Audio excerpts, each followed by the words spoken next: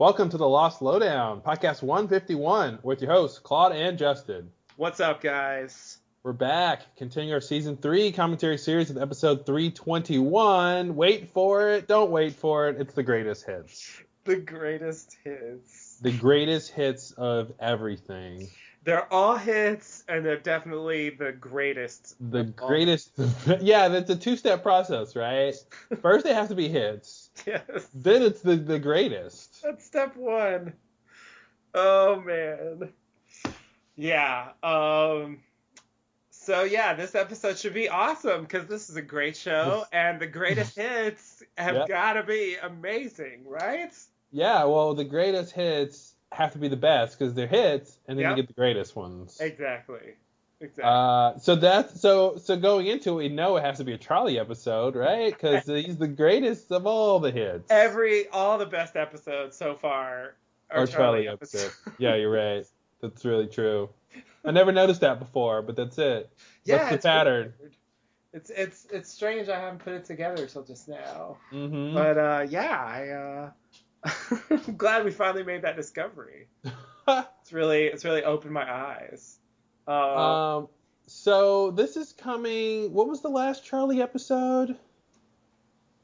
Oh, good question. Have they even had one this season? I don't think they've had one this season. So the last one must be from season 2. Are we talking Fire Plus Water? I think hope that's not. the last one. Oh, it is. I think Wow. That's They've a been a long long time.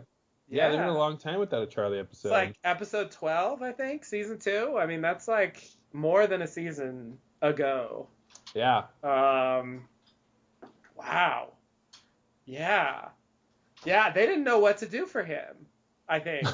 they had no more flashback for him, and they were just like... His flashback is pretty... I mean, his backstory is pretty short. It's pretty shallow. It's not compared to a lot of people. Yeah, there's not too much going on. Failed rock star, drug addiction. The end? Yeah, it's weird. Like, he has this thing with his brother. You know, they're both in the band together, and you know, I forgot. It was weird how it went. Like, he was the clean one. Yep. And then like his brother was the drug addict. Yeah. And then like he got pulled into it, and then his brother became the clean one. Yeah, then his brother was like, "Oh, you're still doing drugs? I quit." Yeah. Oh, that was good. So like. Yeah, and then he just kind of threw him away, and he was just like, because Charlie became a drug addict and he wanted to get the band back together, and then Liam was like, "Oh no, I have a family now." Yeah, and, I'm so done with that. We were one hit wonder. Get over it. Exactly. Grow up already. You know, in the abstract, it's an interesting reversal, and it's an interesting idea to kind of have, you know, it's sort of Liam's fault that Charlie became who Charlie became. And, you know, that idea of, like, leaving him there to just waste away as a failed rock star and a drug addict. And he's like, yeah, sorry, bro. That's an interesting thing. I think the way it plays out, it's just kind of okay. Yeah, that's what I was going to say. I feel like it has some of the same elements that some of the other backstories have. This, like, you know, this family conflict, these dysfunctions that are in the family that lead to various, like, you know, conflicts and drama and stuff like that. And you know, his big downfall, like, it's not completely different from where, like, you know, Christian or Jack end up, you know? I mean, there's, like, they have some things in common. They went to that well, and it worked in that case. But yeah, somehow for Charlie, it does feel a lot more shallow. It feels very, I don't know, just lacking in interest. Yeah. There's just, I never really care that much about his issue. And I'm not really sure why. Well, here's one reason maybe why is I think the stakes aren't that big. And I think, you know, one of the things that I think makes it feel a little bit shallow is, you know, I mean, they play up the whole thing when he gets to the island. Oh, he's going to have to go through withdrawal and the drugs, and Locke does the whole thing with him. But I just feel like you know, most of the time up until this point, or even up till Fire Plus Water, Charlie was fine without the drugs. You know, Right. and I think like if it was a constant thing, like Jack's issues with his father don't go Right. away after season 2. You Right. know what I mean? So I feel like if it was I mean, it may have been more tedious, which is maybe why they didn't focus on it. But like, if the drug addiction is his big, weight on his back, they have to show that over more time, I think, for it to be impactful. And they don't. They kind of just like toss it away at a certain point. And so when they come back to it, or it's just it doesn't feel like it's that big of a deal. Yeah, yeah. And maybe also it's that with Jack, he like gets into drugs and alcohol, but like his real problems are, related to people. Yeah.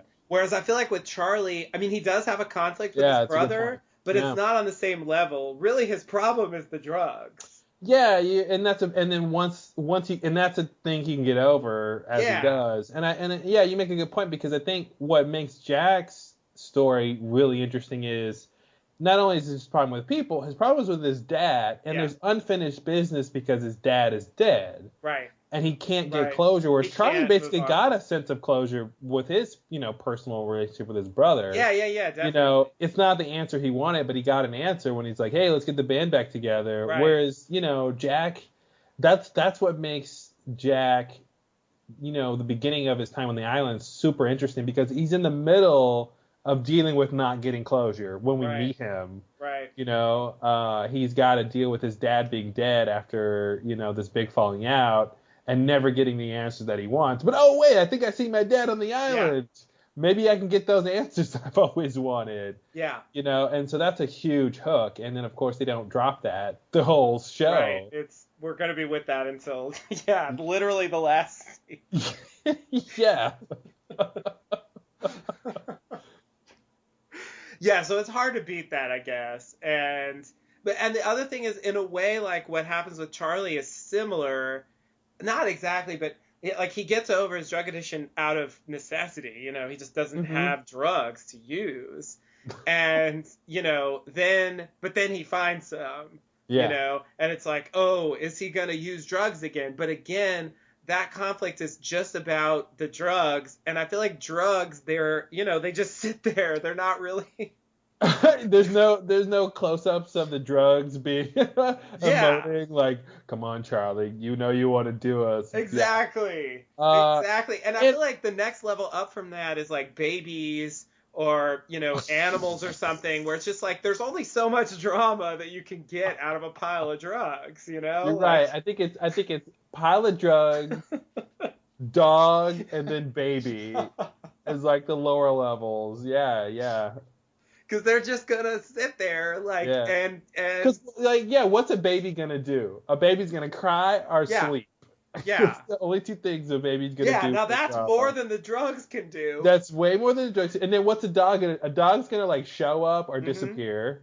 Yeah, It's gonna like show up with something, try to lead you yeah. somewhere, Wag or it's its just gonna be tail. wag It's its yeah, gonna, yeah, yeah. bring That's a stuff. Like yeah. it's But it can't can really communicate. Yeah, right, like the baby can communicate, but only these basic things. right.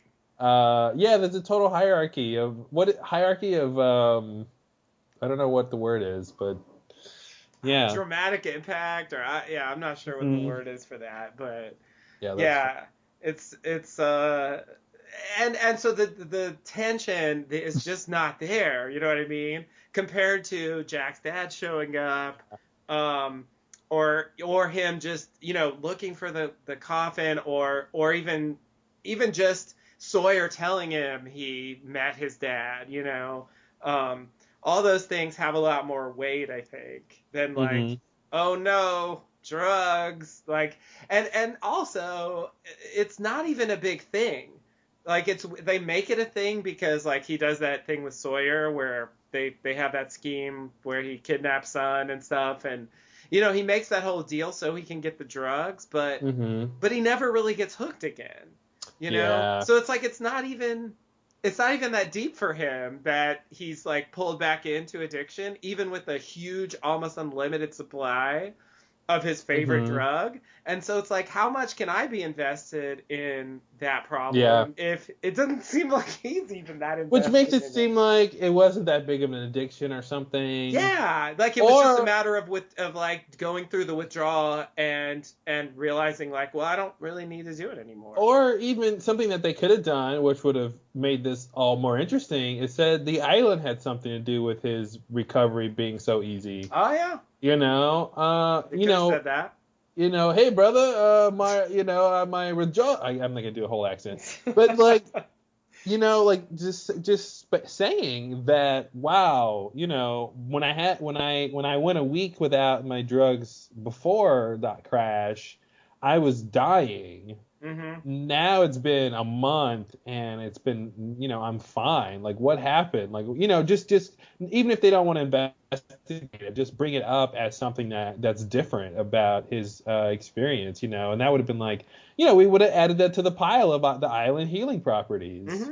You know, it healed his drug addiction. Yeah. I mean, I think you could still even have like a sort of unfounded theory that that's true. It's not unreasonable. The island does seem to have a passive healing, you know, ability, and so it would make sense that maybe that is why his withdrawal was so easy. But they never say it, so yeah, you know, there's who knows if they even thought of that or cared, you know, to make that like an actual point in the story. Well, I'm writing it down as a question for Carlton and Damon. Is did the island healing properties help Charlie's recovery? It's a good one. I don't think I've heard that actually addressed by anyone. But there's logic there. I have to say for the, you know, for this experience of rewatching, and we just came off of the previous episode was The Man Behind the Curtain, or, you know, the story of the cabin and other problems. In which, and this is something that really stood out to me more this time than it did before. Like, not only do we get the cabin, but we also get Ben's arrival to the island. We get Dharma in the old days, and we get the Purge. That's a lot. All within that episode. Which is like, that's a lot. And not only that, they're totally compartmentalized. I mean, sort of. I guess the cabin's slightly related to Dharma in a way, because Horus built it. But, you know, in a sense, those two things are totally separate. You know what I mean? They don't overlap very much. Yeah. And I didn't really realize that at the time, like how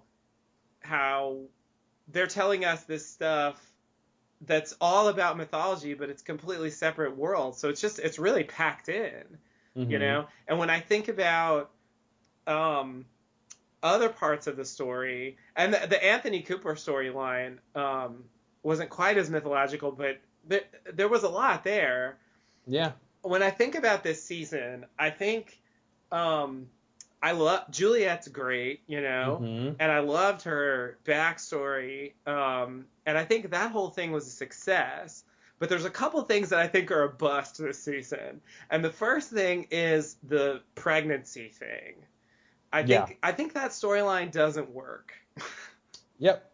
It's just failing, and it's, you know, we've talked about it a lot. We've tried to make sense of it. I think, you know, I think it's possible to sort of make sense of it, but I don't think it's a good plot line. Well, yeah, and I think it's because the foundation. First of all, the part of the foundation is it doesn't matter. Right. Like even if they solved it, even if Juliet was like, I got it, I know why people, you know, I've got the magic formula. From henceforth, any woman on the island who gets conceives here can deliver to term. Who's pregnant on the island where it matters, you know? And now I know in the last episode they bring up who's pregnant? Well, they said something about Kate, but they said Kate's she said something about Kate. Yeah, she was just confirming that her test will be conducted, or she'll turn in the results on Kate next time right. or something. They're actually, what they're doing there is setting up a plot line for season 4, which is like they're gonna tease us that Kate might be pregnant, mm-hmm. and then that's how they're gonna trick us with the Oceanic 6 thing where she takes Aaron. Like, that's right. They make us think that might be her baby, with Sawyer or something. Mm-hmm. And so that's what they're pulling with that thing. That's right. Yeah. Like it's a weird move they make. Like, let's tease that Kate might be pregnant, and then that'll sell the idea that this is her baby. Mm-hmm. Until we reveal at the end that it's actually Aaron. Craziness. And so, Kate's pregnancy, it actually isn't an issue at all. Kate's never pregnant on the show. It's never a thing. Yeah. Well, that's what I was saying in general. Like, there's not a lot of repercussions if she finds the cure or not, Right. And it's really just this kind of backstory thing that they're tied into. So it's not surprising that it's kind of failing. Yeah. As a motivation for the others, it feels flimsy. It's weird. I mean, again, there's a logic there because obviously spinal cancer is a big deal, but the whole first part of the season, and seemingly, according to expose, the whole plan of, Michael coming back, then taking Jack, Kate, and Sawyer, that was all about Ben, getting the surgery for his spinal tumor, which has nothing to do with the pregnancy. And does it feel like Miss Clue knew that? No. Doesn't it feel like they were operating for some bigger reason than like Ben needs a doctor? Absolutely. Yeah, it didn't feel that way at the time either. And even when you rewatch it, it feels like it's a bigger deal. Absolutely. Yeah. Yeah, it's a bit. So that's a letdown in its own way, but at least it's over. Yeah. We're moving on from that. But this pregnancy thing is gonna carry through the end of the season, And I really feel like at this point, especially, because I think, like I said, the Juliet backstory and stuff, I think that was pretty good.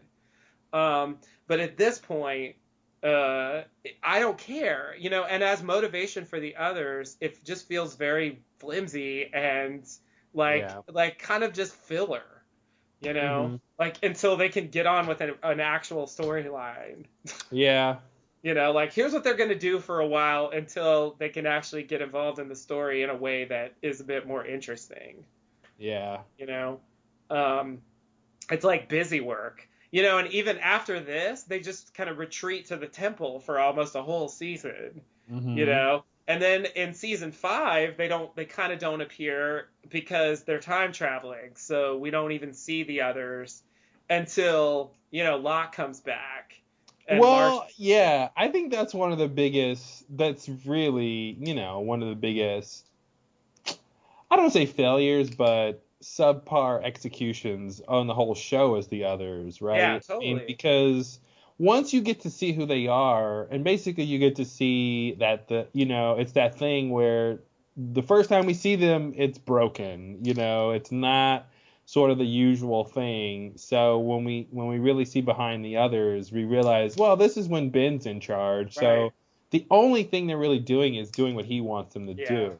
Yeah. And so you can't glean any overall purpose that they serve and how that relates to the mysteries of the island, because they're just following these practical things that this one guy wants them to do. And then half the time throughout the show, they're not really on screen, Right. So yeah, it's really strange how the others arc just goes downhill as each season goes. Like, they just get less interesting. Yeah, and I just, now that I'm thinking about how the show goes, I'm realizing that actually once this pregnancy thing is over, they're kind of done as like agents in the story. You know what I mean? Yeah. They kind of, what they do, because it becomes about Ben. Yeah, exactly. Like, all they do is sit around and follow people for the rest of the show. They sit and wait. Yep. That's it. They're done after this, and it's like that's kind of pathetic. Yeah.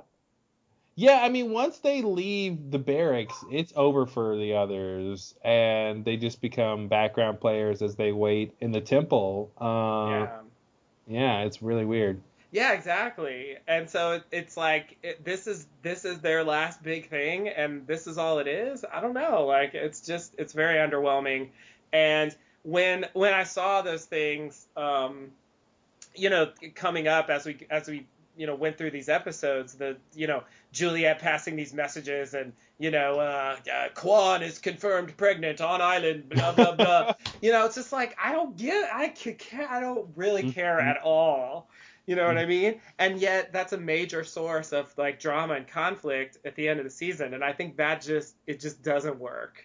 Well, and you bring up another reason why it doesn't work, which is not only the stakes are low, but the urgency is very low, right? So even if Kwan is pregnant and she's gonna possibly give birth on the island and that might kill her, how long is it gonna be until that happens? A long time, yeah. So why do I care in this moment if Totally. she's got 8 or 9 months before this is really gonna be an issue? Yeah, That's like 3 or 4 seasons of the show or whatever. Yeah. Like, I feel like that's another problem with just pregnancy in general, and storytelling, like the time, and it applies to babies too, like just the time it all takes. It can be really hard to have a storyline with urgency, where you're not skipping huge periods of time, where like anything actually develops. Mm-hmm. Like because in a reasonable period of time when stories happen, like pregnancies aren't going to progress very much and babies aren't going to grow very much. Yeah. So it's just it's like it doesn't, and we know for a fact that she will be off the island well before it's an issue. Mm-hmm. So it's sort of just like, it's really hard to care about at this point. And so just I kind of, because we just got out of an episode where they introduced like one of these big ideas that's like central to the plot lines going forward, and that obviously we talked about a lot and has occupied a lot of our attention on this podcast. It's just such a contrast going back to, confirmed Kwan is pregnant. It's just like, I can't even. Okay, but that actually wasn't my main point. My main point is the other thing that I think is a bust this season is this Desmond sees the future, Charlie's gonna die plot line. Oh no. I don't think that works very well either. I feel like rewatching this season, I feel like, my disdain for memory was the first 6 episodes and being, Jack and Kate and Sawyer being in the cages. Mm-hmm. I feel like and Stranger in a Strange Land. Yeah, I feel like the cages have gone down in the list, and Desmond has gone to the top of the list. Of, like, I don't think the cages are nearly as bad as that stuff. Yeah. The cages had drama. The cages produced some interesting scenes, in my opinion. All those episodes were not fantastic or whatever, but I found a lot more to like in that part of the storyline. This Desmond storyline, I mean, Flashes was kind of an interesting episode, but Catch 22 drove me crazy. Catch 22 was really awful. I hated Desmond more than I ever have when I was watching that episode. Yeah. And now we're getting into Greatest Hits, where we're gonna go back to the fucking storyline, and I'm like, oh god, I don't even want to deal with it. And it's part of it is, like you said, with the pregnancy, knowing that it doesn't matter really, and I don't know, it's frustrating to me how it's not really addressed at all after this season. Like, Desmond doesn't talk about it anymore. They don't ever feel the need to. It's sort of like it gets wrapped up into the other stuff that happens to him later. His weird consciousness, traveling. It's like, oh, it was just kind of like that. Ugh, whatever. But it's not. I mean, it's different, I think. It's really a specific, and I guess maybe it's just a problem with, the prophecy sort of predicting the future even time travel like kind of storylines, they can really lack in drama if you don't do them right.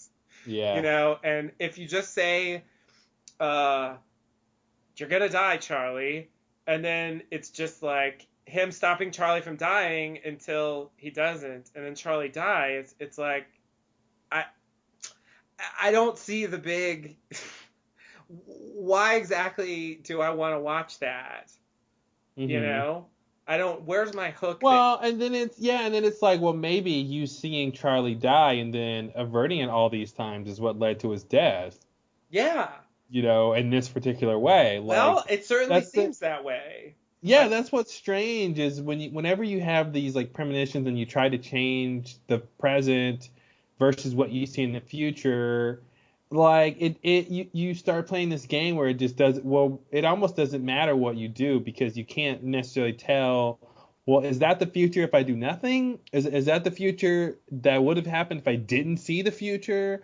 Is that the future that'll happen if I respond to seeing the future? yeah. Like and then you do either one of those options, and then something's gonna happen, and you won't tell, what you did versus what was supposed to happen. Right. What sense that makes, and then if you have to do that experiment multiple times, well, I averted his death once. Okay, now I got to do it again, and it's like, Mm-hmm. well, what is it? Yeah, you just get lost because you won't be able to. I mean, maybe that's the point, or it's something analogous to the mysteries on the show and Oliver All, but it's kind of like you'll never understand really what it means. You just have to decide, okay, well, if I Right. see Charlie dying and then I stop her from dying, that means I was supposed to stop her from dying, or it means, or it means the opposite, or, what you kind of just started placing meaning. And then I think that's when you, as an audience, can check out of a story when it's just like, well, it can mean anything, even if, you're doing this subconsciously, really, but it's just kind of like, well, it can mean anything. I don't know what it means. They're not being clear about what it means. So why do I care? Yeah. Yeah. Yeah, and just the lack of follow through. Like, Jack, I remember when he leaves the island, he's like overcome with guilt about leaving people behind and like all Hmm. the bad things that happened. I'm not sure exactly what he means, but Wow. there's and he goes into this crazy state where he's using prescription drugs and he's flying on planes hoping they crash and he has this huge thing, whereas Desmond seems like totally fine. It doesn't seem to bother him that maybe he possibly lied to Charlie about what would happen to Claire and Hmm. led him to die. That might have happened, Hmm. or maybe he had a vision that was false and it led to Charlie's death. And in any case, he never seems troubled Yeah. by the fact that his visions lead to Charlie's death, and to a certain extent. And he doesn't need to, he doesn't, I mean, Jack's thing maybe is bigger. He doesn't need, but it doesn't seem like he even thinks about it again. Yeah. And so it makes it even more feel like if it doesn't even matter to him, then how much am I supposed to care? Yeah. You know? Like, I feel like Desmond, yeah, he wasn't one of the Losties, the original 815, and I think it always showed. yeah, Even though he's obviously really plugged into them by the end, that's what they say. that's what they say. That's what they showed us. Yeah. But yeah, I don't really buy Yeah, it. there's a feeling I have of him being a bit of an imposter in the whole thing, and like kind of forcing, inviting himself to the party, Hmm. and that he doesn't really belong there, you Yeah. know? Yeah. Just like they don't let Faraday and Hmm. Miles and whatever characters, even some of the parents, that were seemingly closer, there's a lot of characters that aren't admitted. Helen, for Locke, Hmm. like there's a lot of characters that were pretty close to them that aren't admitted because it wouldn't feel right, right? They're not connected to this whole island thing, this whole event. And Yeah. and I mean Desmond's in there, but a lot of people are in there. Um Well, and I feel like the first big difference that separates him is when we meet him, right? And he gets out of the Swan Station. And Yeah. what does he do? He runs Runs away. away. Like if Yeah. he had stayed with the group at that point, then he would have become one of them. That was early enough. I think he could get on the bandwagon Yeah. and go through drama with them. But then what happens? He runs away. The next time we see him, he comes back only because he can't escape the Yeah. island. Yeah. He tried to And then just leave he's him then behind. he's and then yeah, exactly. He They're tried all to leave crashed them there. He behind. knows he has a boat, and he's just like, "Fuck this, I'm Screw out." those guys because I don't know them. I'm out of here. And then he Yeah. gets stuck with them, and he just basically is a loner the whole time. Yeah. And he's just stuck with them until he tries to leave. Yeah. And when he leaves, he never wants. He doesn't want anything to do with them. He never comes back to help them willingly. Widmore has to kidnap him by force to bring him back to be the big hero. Yeah, and to your point, he's forced to be the hero. Yeah. Which is classic hero story, right? Yeah. Come on, Conan, let's destroy these wild animals, right? No. Yeah, what you brought up an interesting point about Charlie. Like it would have been interesting if he did have guilt about Charlie's death and that motivated him to come back to the island willingly. Yes. Where he's like, I gotta go help Charlie's friends, I gotta go help them get off because that's what he would have wanted me to do, whatever. But yeah, he did not care. I think that's his problem overall. He's single-mindedly focused on Penny. Yeah. And that's why the last Desmond episode, it's when that's when he's the most annoying. When he's just completely selfish and single-minded about whatever he's trying to do. And yeah, once he had Penny, he did not care about anything else. Yeah, selfish includes Penny. Like, you put Penny in there, that's all he cares about. Yeah. He wants Penny for himself, right? Yeah. Exactly. Like if he just cared about Penny's well-being, he would tell her never to come to this dangerous island. Right. But no, he wants her. No. It's him being selfish. Come get me, Penny. Come get me, Penny. Exactly. You have enough time and money. You can come get me.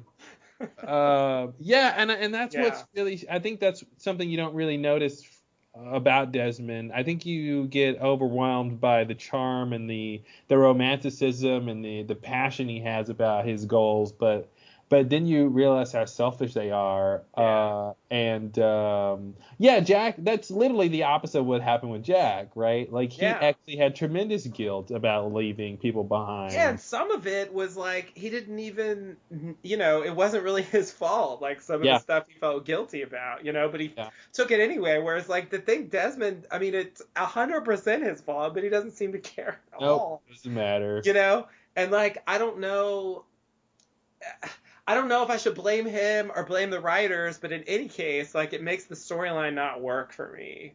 Yeah. Like I'm completely like disconnected from it because it has no weight at all, going forward. And if it had motivated him, if they had made his character care. I feel like that should have been his arc, right? Is someone who he starts singularly focused on getting the greatest love of his life back in his life, and then the end of that arc should have been once he gets her back, realizing that there's actually more in life he needs, right? Like it actually matters that there's other people suffering or so. I feel like that's the extra part. Absolutely. Is that could have helped him actually become a different person by the end of the show versus just kind of.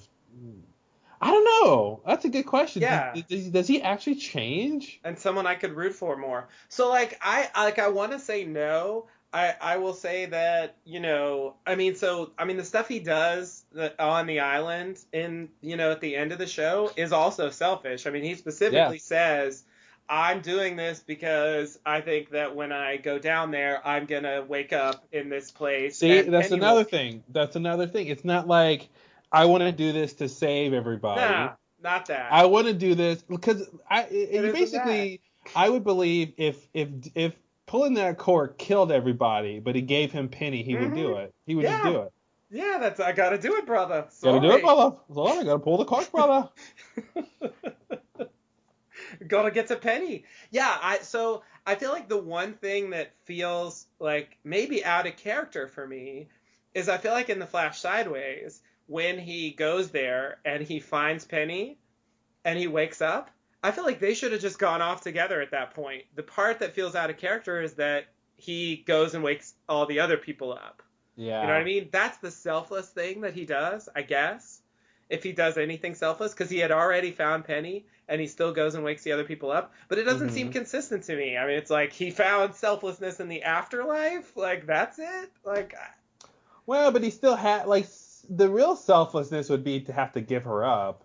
Yeah, that's true. Which he did not have to do. No, but there was that little bit of.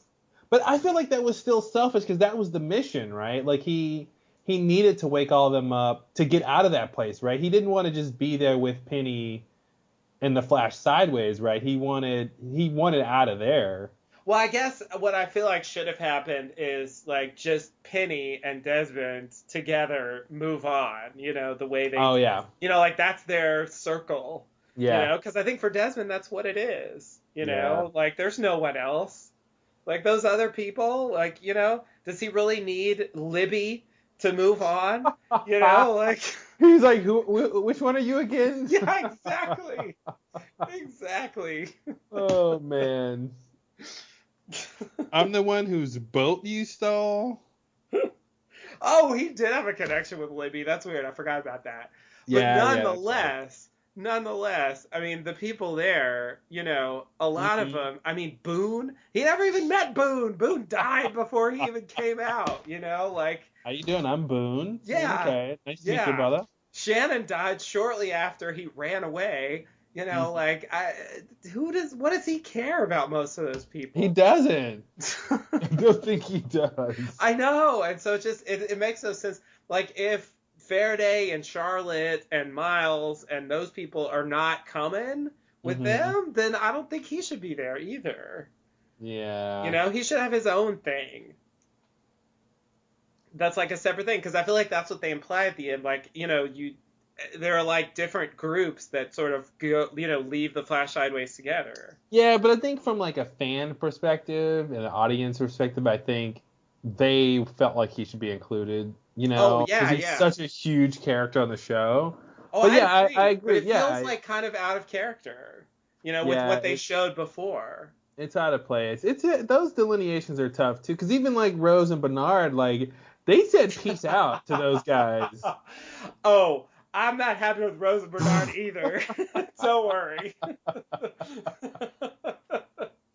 I don't think they earned their spot. But you know what? I think they earned their spot more than Desmond did. Yeah, they did.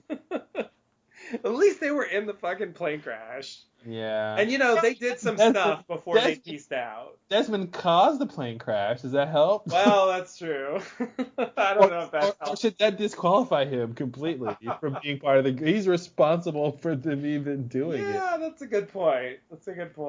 It's all interconnected. I don't know. Yeah, I could definitely buy Rose and Bernard not being there. I think they're there also for kind of sentimental reasons. Yeah.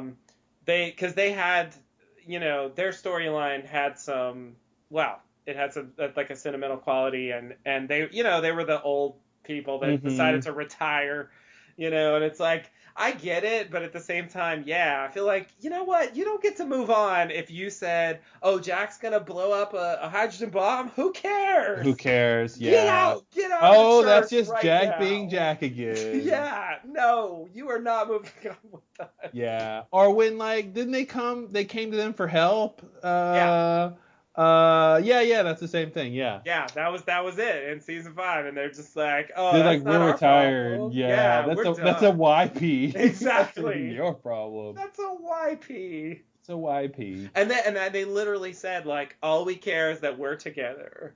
Yeah. That's it. And that's like Desmond's. Yeah. You know, they're just selfish in that they're just about each other and they don't care about anyone else. And so I just think that goes against what Christian says that whole thing is supposed to be about. Mm-hmm. You know, like the connections between the people and how important they were supposed to be. Then you'd have to assume they had formed that connection by that point. I guess. But then it's kind of like, well, at what point does the connection is it formed? Yeah, I mean, did they get really close to Hurley while he was, ruling over the island? Yeah, yeah.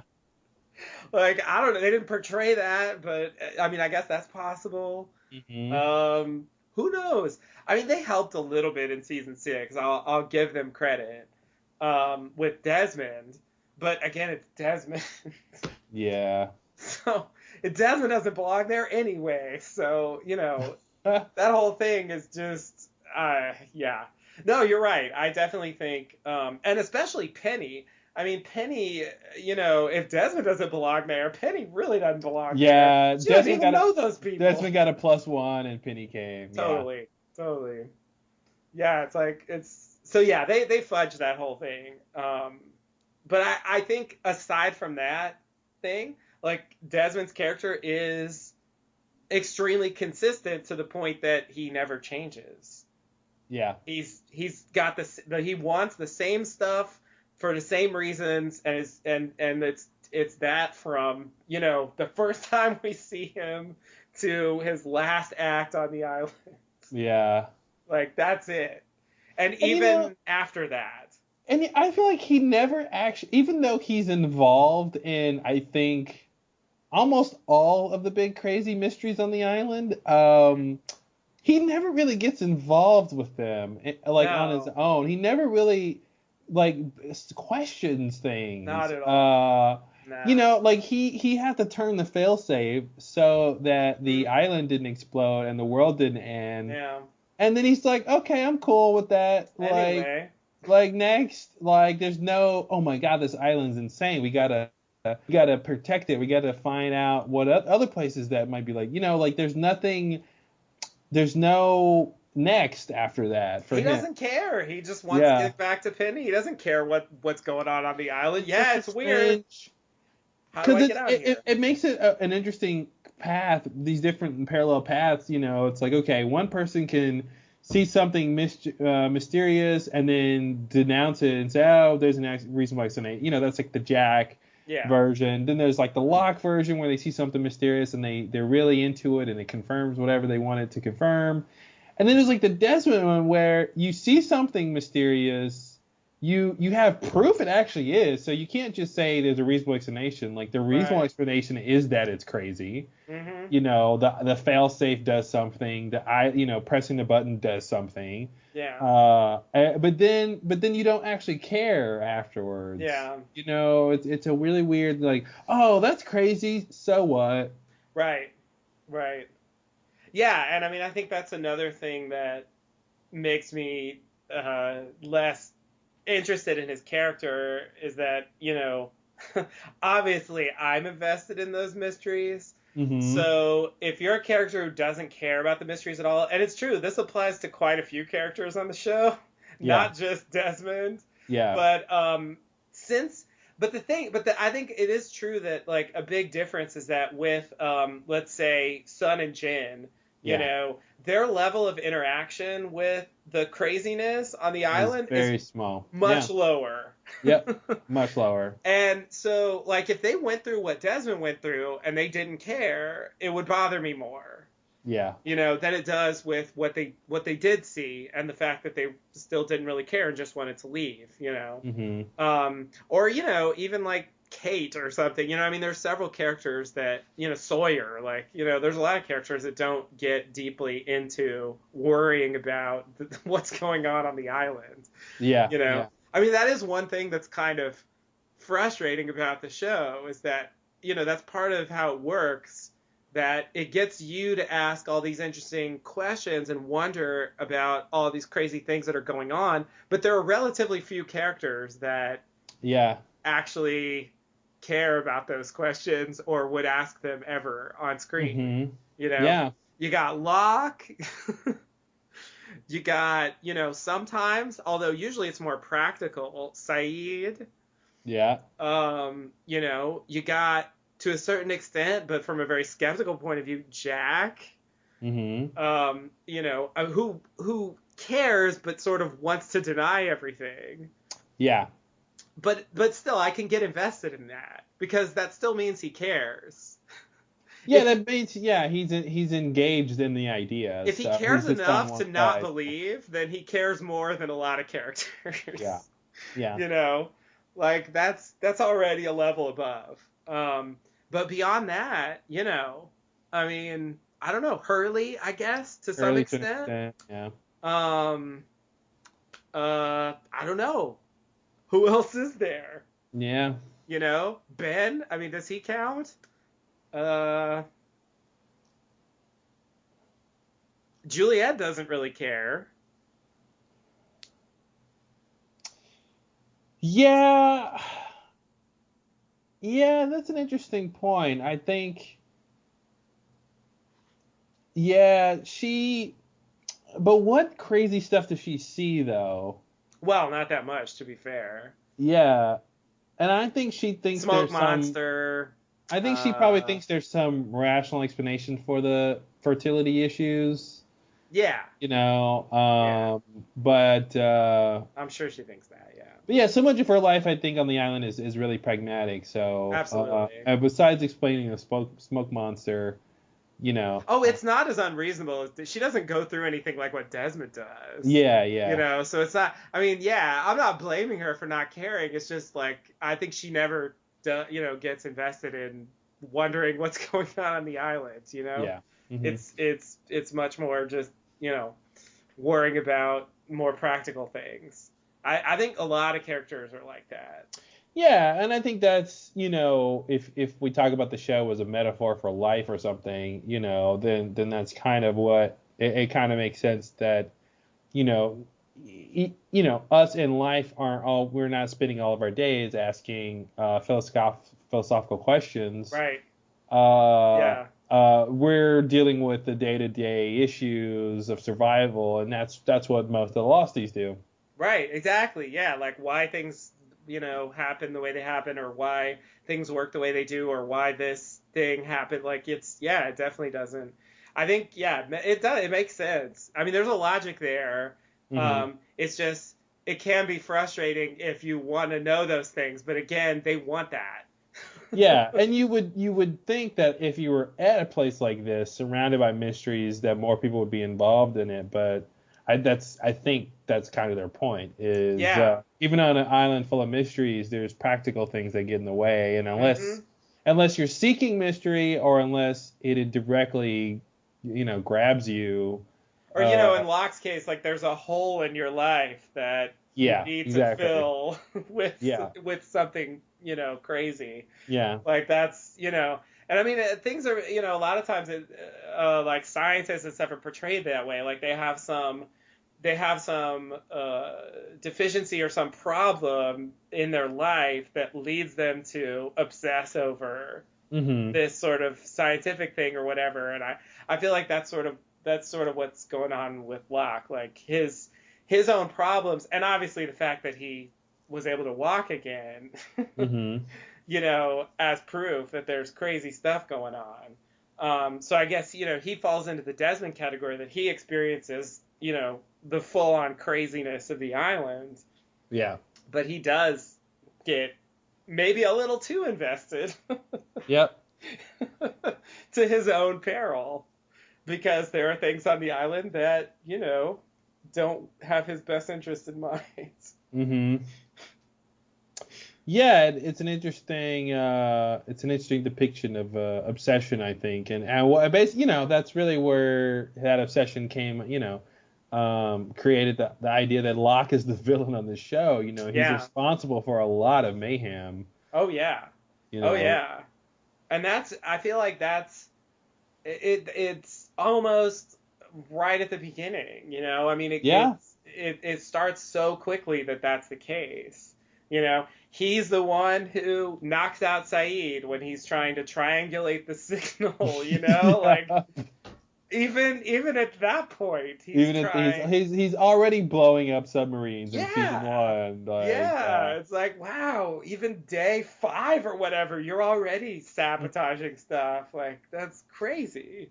Yeah. His hiding the hatch, his blowing it up, his charging in there, without a plan. Obviously the not destroying the computer and not pushing the button. Yeah. I mean, but I feel like that was even the early stages. Like his real mayhem. Yeah, hasn't even started yet. Hasn't even started. Yeah. Like we're really just getting into the part where he's really gonna start causing trouble now. Yeah. Like Yeah, it's gonna it's really get way out of hand.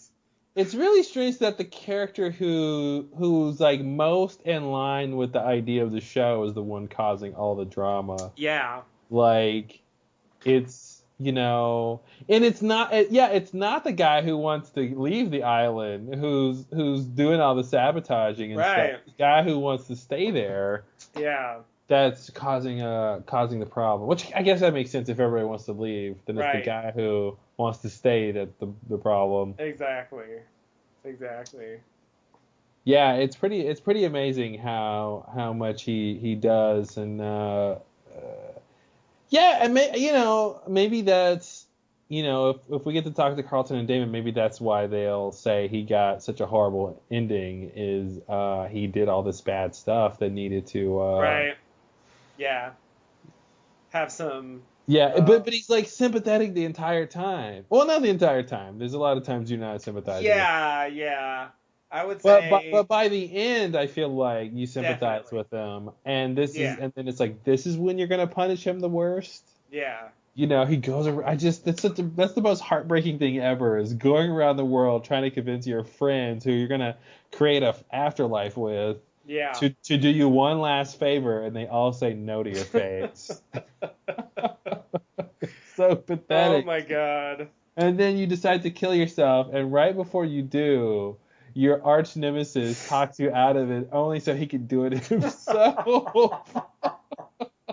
Yeah. It's so ridiculous. humiliating. It's so ridiculous. Really degrading. I can't believe they put him through that. It's insane. And then it's like the only next worst thing they should do is like after Ben kills him, Locke wakes up in the afterlife, and then he sees Ben there, and then Ben just like slaps him. Like that's just the first thing he gets in the afterlife. Yeah. Slap from Ben or something. Yeah, it's so strange. It's so sad. It is, and I mean, as much as and especially I would say season 3 is really the height of Locke the troublemaker. More mischievous than like his, Yeah. his big like things that he's gonna do later. Yeah, the Dennis the Menace version of Locke. I really, watching the show, I get really pulled into his story. I find it really compelling. And even when he's doing stuff that I don't really agree with, I still care about it. And I think that's what's not happening with Desmond for me. Yeah. He's even doing stuff I agree with, and I don't care. It's just like I can't, and so I sort of feel like a lot of these storylines get kind of put on hold for this end of the season. Like the end of the season is a lot about Desmond and Charlie. And it's a lot about the pregnancy thing. You know what I mean? They spend a lot of time on that. That like a lot of the action and the tension and so on in the final episode comes from that, which I think is too bad. Because like those are just like the worst plot lines. Yeah. From this season, and thinking back, it's like I think there's a lot of good stuff in this season, but it's not the stuff that they are focusing on at the end. I think the only thing at the end that really pulls me in is this idea that there's a freighter there. Yeah, the freighter was big. I think that I'm definitely invested in, and that whole storyline, it has its moments that aren't maybe the clearest, as I recall. But I think overall it's a lot more successful. Mm-hmm. It introduces a lot of interesting characters, and we get a lot of really interesting plot lines, and the consequences of it don't just disappear once, season 4 is over. Yeah, yeah. For example, like they do with these two plot lines. Yeah, yeah, for sure. Yeah, the science team on the freighter was a big extra burst of life for the show and gave us this second group of characters that were fairly all pretty interesting. Yeah, and Uh, Kimi, yeah, yeah, he's Kimi. one of the better classic bad guys, Yeah, you know? He's pretty simple. He's kind of just a thug sort of character, but they made him pretty interesting to watch. The actor's good, and mm-hmm. he kills Alex. I think maybe that's a big thing for making his character seem really threatening. Yeah. And making it personal. Mm-hmm. Instead of just Widmore sent me and now I kill you. He's no. Yeah, I feel like he's like what Pickett should have been or something. Yeah. Yeah. Yeah. Pickett was never that interesting. He Not was at all. never formidable, but yeah, Kimi was a completely different for he's almost like a classic TV antagonist Yeah. thug, but yeah, he just could completely turn it up a notch and make it a memorable character. Yeah, he's not super complex. He's not yeah. On paper, it's not that interesting. I think. Yeah, yeah. It's all about the way they play it that makes it work. Mm-hmm. And he was unpredictable and yeah, definitely. Yeah, the thing is I never felt like Pickett was ever gonna kill Sawyer. Yeah. It just wasn't. It just didn't feel even remotely possible. Yeah, I'm laughing because it's laughable. Oh no, this random other's gonna kill Sawyer. Yeah, no. Yeah, how could they possibly let that happen? Yeah. Actually, it's worse than that, isn't it? I guess technically Kimi, I mean, not necessarily Kimi, but Kimi's team, they also kill Rousseau and Carl before they kill Alex. They put that whole plot line to death. Yeah, they did. Which is kind of crazy. I mean, it's not a main character, but nonetheless, it's pretty big. No, yeah, that was huge. I remember that. Yeah, I kind of forgot that actually she dies first. And then they take Alex. Yeah. And try to use her to get Ben to come out, And obviously the Ben and Alex thing, I mean, they lean on that plot line till the fucking end of the series. That's a huge thing. And I think that's part of, at least for me, TV plots and rewatching them. The reason why they work when you already know the whole story, I mean, there's the in the moment drama, that can work or not. But I think when they have consequences, when you know that things matter, I think it's way easier to watch again and get invested in it. Yeah. Because he's still going to be talking about this 2 years from now. Yeah. This is going to be a huge thing. And it's in the afterlife, he's dealing with it. It's a whole thing. Yeah, it's the opposite of what we started this conversation with about Charlie and the drugs. Yeah, totally. It's the opposite of that. Totally. And, Charlie's actually on drugs in the Flash Sideways without comment, and then he just goes to the church, and they move on. And there's really no drama to it at all. It's just yeah, meh. Wow. I was just hanging out doing some drugs. Might as well, right? Might as well. Hey, it's my Flash Sideways. Got nothing better to do. Wow. Yeah, until Hurley and Saeed show up and shoot him with a tranq dart and pop him in the trunk. Oh, geez. Make him go to the fucking church. Wow. There's no time to explain to him what's going on. No. So we'll just take him and he'll just come with us. That's it. Yeah, no, they don't explain it. They just shoot him with a dart and force him to come along. Great, Charlie. Yeah, and that again goes towards that an obnoxious quality Desmond has of like Yeah. bullying people. Yeah. This is like this bully quality of like, oh, I'm just gonna do this, and Yeah, yeah. it's good for you. Just shut up and take it. And Hitting Locke with the car. yeah, yeah, yeah. Yeah. Yeah, definitely, definitely. Like, I know what's best for you. He beats up Ben too. Like, it's a whole thing. He's just like gonna go around Wow. and like, I feel like they totally pulled a source code. And yeah. they're like, let's just have this guy beat up his way towards the goal. Anyone who gets in his way, whether they're a good guy or a bad guy, he's just gonna start He's just beating gonna them punch up. He's just gonna punch him. Wow, they totally just made a source code out of that. They totally pulled source code. Wow. That's a horrible thing to imitate. Right? I hope Oh. everyone listening to this has forgotten about the Jake Gyllenhaal vehicle source code. Oh man, the sci-fi extravaganza of 2008. When did that come out? Something like that, yeah. Yeah. 2010, I don't know. Yeah. 2000 something a few years 11, yeah. ago. It's not a good movie. Oh man, it made so much money. But yeah, if you're unfamiliar with the reference, basically,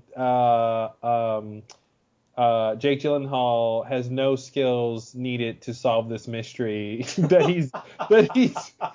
Most characters in most stories, when they're involved in the plot of the story, have some sort of quality that's going to help them do this thing. So like a detective story, the detective has detection skills. Mhm. That he uses to solve the case. But like, yeah, this guy has no skills. Yeah, he was like a helicopter He pilot. was a helicopter pilot, and he never flies a helicopter Not once. or he uses any military training. Zero. All he does to try to figure out where the bomb is on this train, spoiler alert, is beat up people. And Do you know where the bomb is? Punch. Do you know where punch. the bomb- Oh, you don't? Okay, I'll come back to you later. And yeah, see, that's the thing. Like, it makes the character really active, and Yeah. it makes it passionate, and he's going after this goal really Right. hard. But if you stand back, like Desmond, but if you stand back and look what he's actually doing, it's like that's stupid. Yeah. Yeah, definitely. You're right. I never realized Desmond is. The whole last season he's just doing that. He's like source coding everyone. Yeah, that's. Oh my god, that's so ridiculous.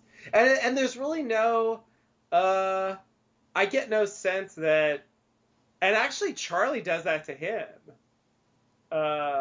He drives the car into the, marina or whatever that was. Oh yeah. Like, here, I'll drown you, and then you'll remember Penny. Like, I guess you're right. I guess the point was they wanted to try to give some action and some, Mm-hmm. A little bit more, movement in the whole like waking up process. Yeah, they want it to be more active. Yeah, some violence, some Yeah. like, big It's events. funny. That's not. I'm watching Under the Dome, and Stephen King property, and that's not unlike part of the plot of Under the Dome, where I don't know if I want to tell you too much, but there's a thing that happens where, in order to get a certain result from people, strong emotion / physical pain is the catalyst. Oh, And I wonder if they were like, we like Yeah. Stephen King, we'll use that. yeah.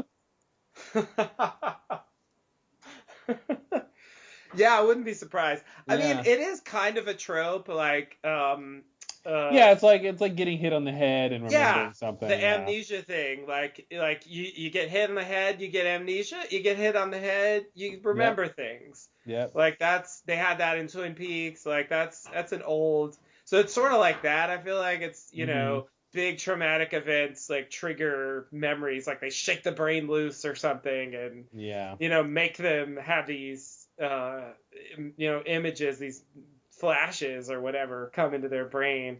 But yeah, I think I wouldn't be surprised if that's at least floating around there somewhere. Obviously they're Yeah. big fans.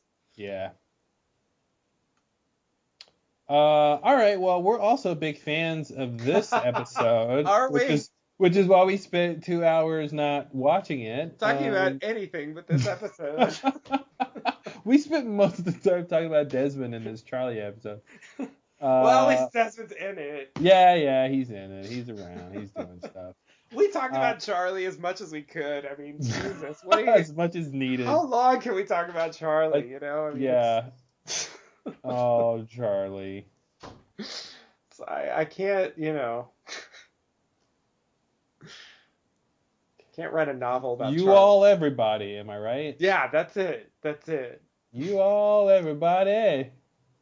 Is it Acting the only like stupid people? Is it like the only song where the chorus is the verse? And yeah. That's the whole song.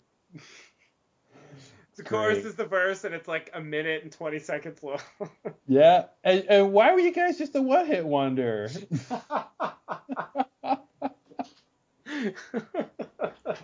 Oh, that really sounds like half a hit. Yeah, it really should be. Come on. All right, well, I'm ready to go. Let's get this over with. Take our medicine. Yeah. All right. Who knows? Maybe it'll be way better than I remember. Let's just hope it's not worse than you remember. Let's start there. Yeah, that would be like Catch-22. Oh my god. Yeah. All right. All right, everybody, get your players ready. If you're going to sync up with us for some greatest hits. Let's do it. I feel like we need like a good sound effect every time we say greatest hits. Like, we got to have a great hit. Ka-ching! Yeah, I have no idea what the sound is supposed to be, but I agree. All right, everybody, get your players ready if you're going to sync up with us for some greatest hits. Yeah. All right, let me know when you're ready. I am ready. All right, here we go. 5, 4, 3, 2, 1. Previously on Lost. Previously on Lost, Desmond's nostrils. I remember those nostrils. Yeah. And we're rehashing this plot line that I was just complaining about. Yep. This is going to be a great episode. Oh, here we go. The woman with the wig. You talking about the woman with the wig?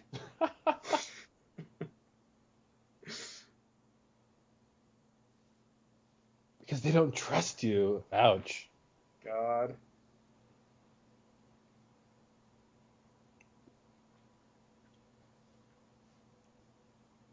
Wow. Ooh. Wow. Getting sassy. Somebody's queen bee around here. Jeez.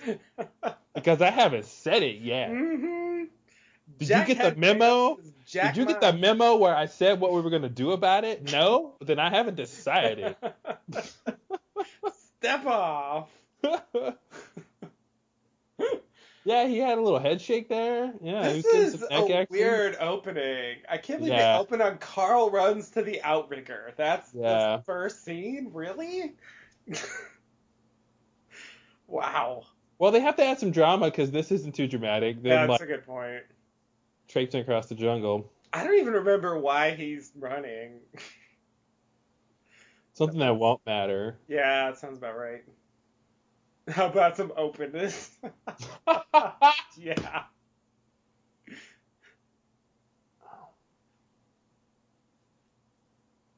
You're gonna die, brother.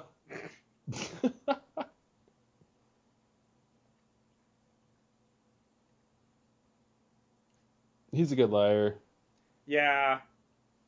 So the weird thing that starts happening here, I mean, I guess it happened before, but I mean, ever since Catch-22, like, we're not going to see the flashes again. Mm-hmm. So it's up to us to decide, did he have a flash? Oh, what was it? That's a game nobody wants to play. I know. I don't.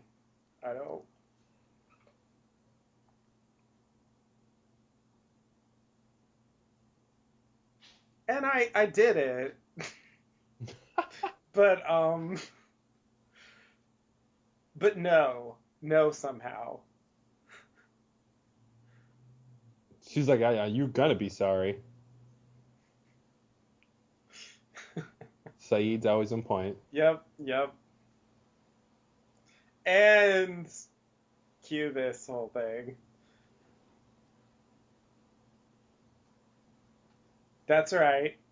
It's the end of the season. I gotta show my face. Yep.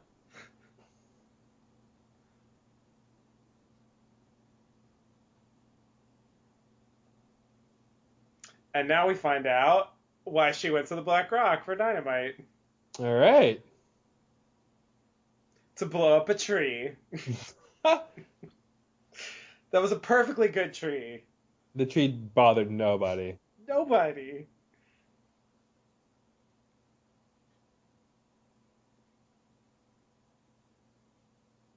Not really. They quit coming back. Oh, wow. Days? I thought she just went once.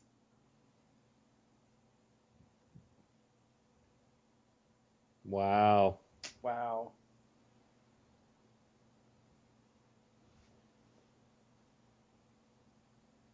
There's gonna be bombs inside. Oh man, they're just gonna blow up the others. Pregnant Wow. moms. Boom. Wow. Uh-oh. They're gonna blow up. Uh-oh. Boom. Wow. Yeah. Yeah. You know, I feel like that should be a really big, exciting moment. Like taking, finally taking Yeah, that's action huge. against the others. Yeah. I definitely like the way he played it. It's definitely Yeah. dramatic. I think the only problem for me is I don't care about the pregnancy plot. Yeah. Well, it's pretty crazy though that they're just gonna blow them up. Yeah. Where I feel like now that we know who the others really are, I feel really sympathetic towards them. Mm-hmm. Like they don't actually deserve to be blown up. They're not actually trying to kill you. Even if they come for the Yeah. pregnant women, they actually don't want to kill them. Right. Yeah, I think that's the thing. I mean, and Julia should know that too, Yeah. I don't know if they really... Is she speaking up and telling them anything about why they want pregnant women? Like, Oh, I that's a don't good know. point. It's weird. Oh no. Speaking of great songs.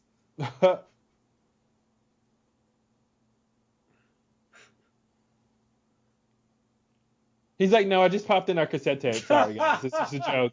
So just a demo. We haven't released an album yet. I don't think radio can... Guys, remember we didn't finish recording? We just got the demo. Yeah. That's why it's only you all, everybody, because we didn't finish it. Yeah. Oh, man.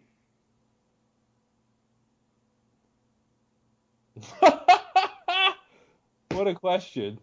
It's funny. Want to ask me something else? Are you having a laugh?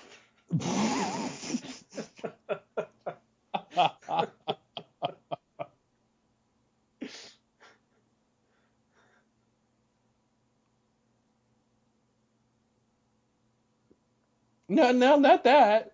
Of course not that. Oh, this is a great little piece of info. Although, is she lying? I feel like she could be, but it also could be true. I don't really know. Desmond. Oh, he's giving him the "you're gonna die" look. Yeah, totally. Take that wig off. I know, the wig. It drives me crazy. Yeah. It's funny because I didn't notice it was a wig the first time. Oh, And I remember, like, from season 4, your famous quote, like, with a wig like that, Miles is definitely interested.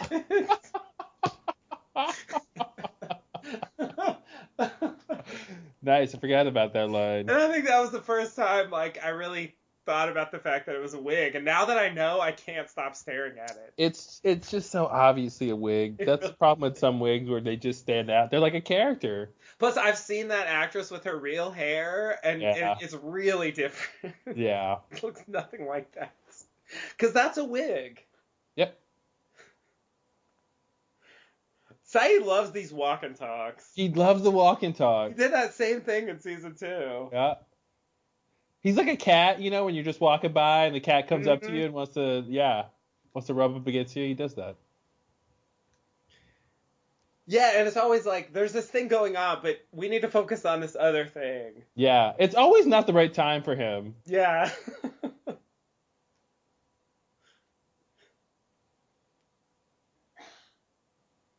80 miles is pretty far, actually. I Well- assume they get closer later. Yeah, yeah. Oops.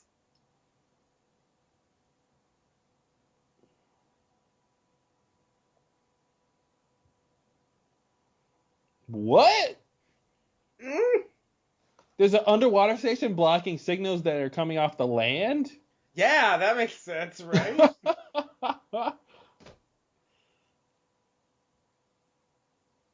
They specifically said they weren't coming for him. Yeah, With they're the pregnant not. women.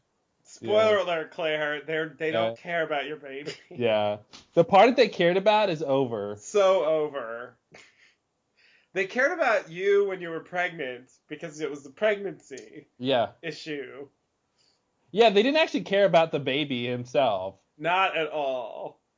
And I feel like Russo it's thought weird that that they she did. still doesn't know that. Yeah, yeah. Yeah, did Charlie ever like explain to her that when Russo took the baby, like she didn't actually she didn't actually like the others didn't ask her to do that? I'm gonna say no. Yeah, I'm gonna agree. Look at these red shirts in the back.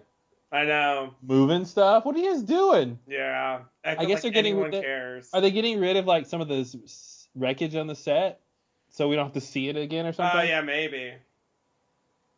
Oh, this is where it is. This is it. So he claims that that was the flash that he had when Charlie said you had flash, I guess. Okay. And so once again I say it's up to us to decide because they don't show it. Well, here's the question: why would he say that at this point? What's even the reason of saying that? Um, I guess I would say to make Charlie die, like just like in Catch 22, I guess, like because he thinks Charlie has to die so he can see Penny again.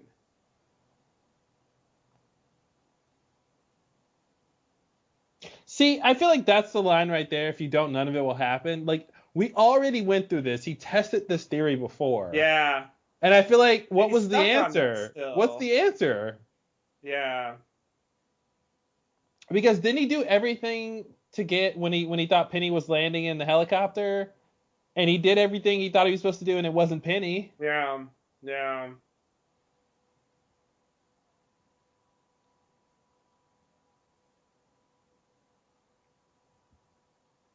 Charlie! Charlie!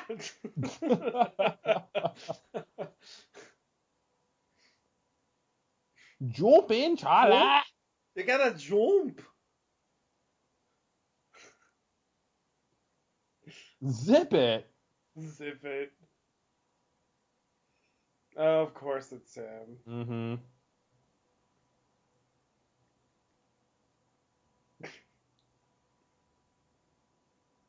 I'm 2 feet away from you. I can reach out and touch you right now if I wanted.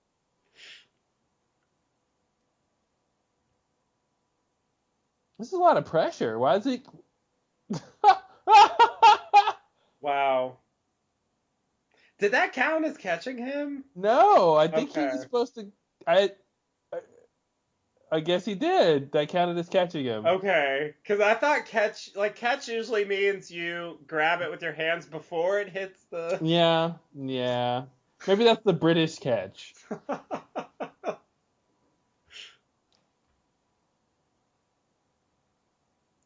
My greatest Like, hits. here, catch, and then you pick it up off the floor, and you're like, I caught it. Yep. Like, what?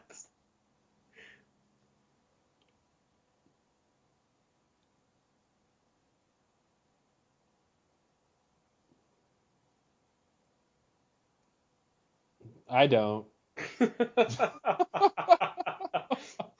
I could skip it. Mhm.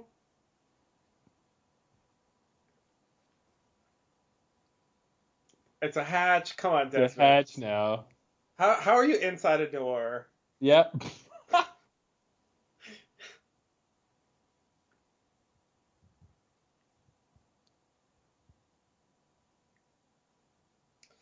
And then a crazy Russian man shows up.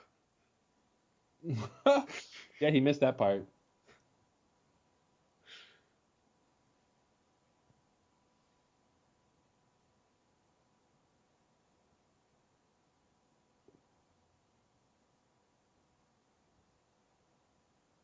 Probably toward the end of the last episode. Mm-hmm. I I means no.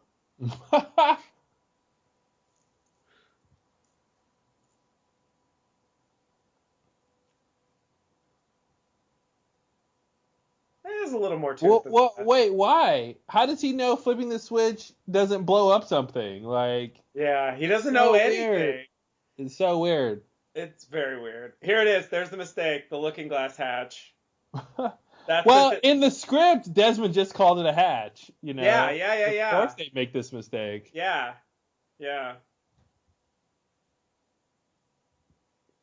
No, it makes sense. I get why they did it. Yeah. But Greg Nation was like, I don't know, the prop department, they're crazy.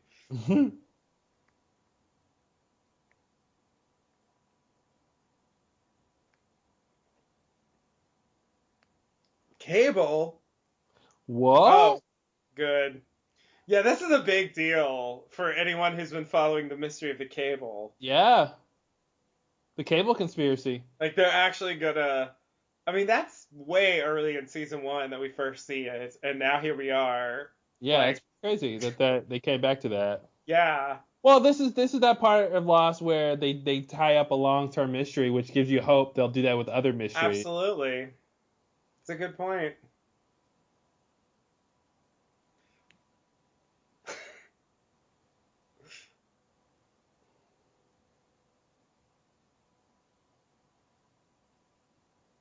Like, shouldn't he tell them that Desmond can see the future and like that should be part of their planning? I don't think anyone knows.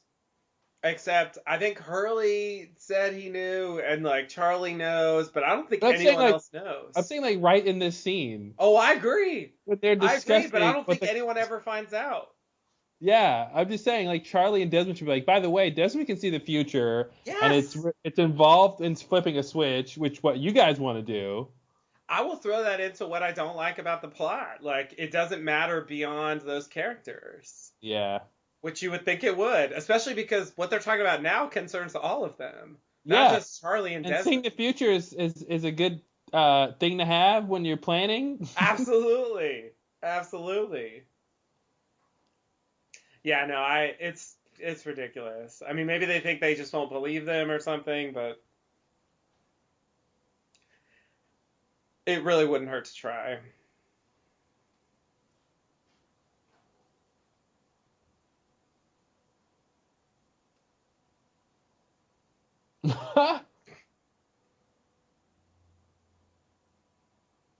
Oh, you know.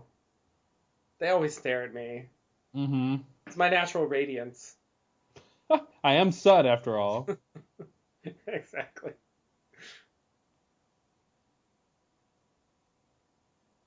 He didn't even know about that? Sorry, I'm surprised. I thought they would have discussed that. Wow. Especially since it was good news. What if they've been... Well, I guess because it was about his infertility, so maybe it's a sensitive topic.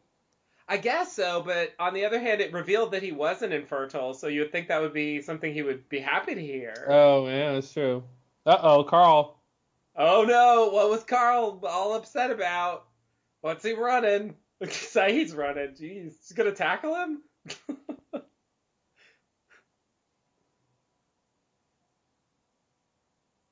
But it's Carl. Yeah. For a very brief time. And he wasn't supposed to be in that cage. Not again.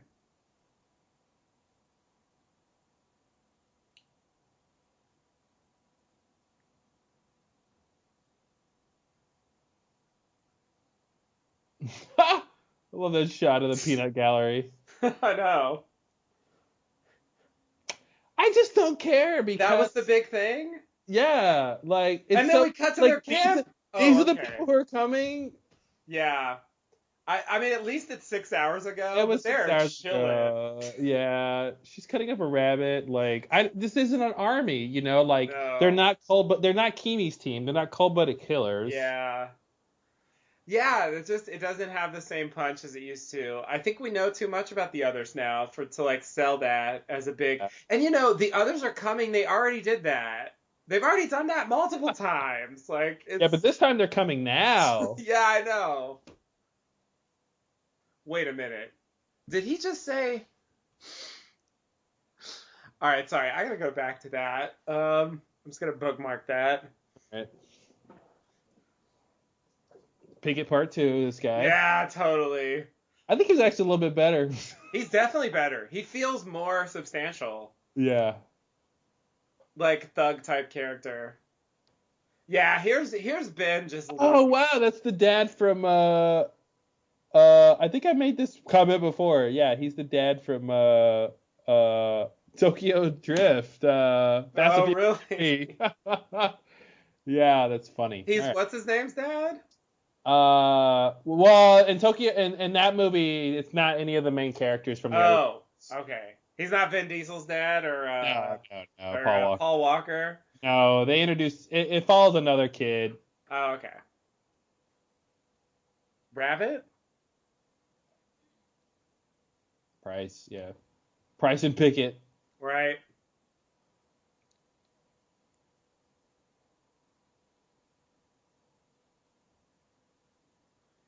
Yeah.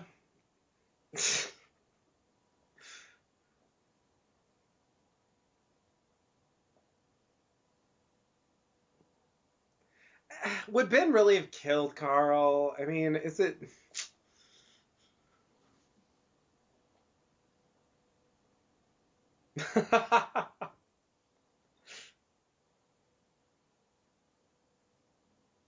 That's weird. I don't even know why she doubts that right now. Except that the audience knows. Yeah. And then they cut. Oh, so they actually pulled that move. I don't like that move. What move? Like, cut to the thing and then go, like, 16 hours earlier. Oh, yeah, I hate that. Like, this is a really small version of that. It's not the worst I've seen, but, like, let's open on him running, because running's exciting. Yeah. And then, like, you know, they show us why he was running later. It's not a good device, I think.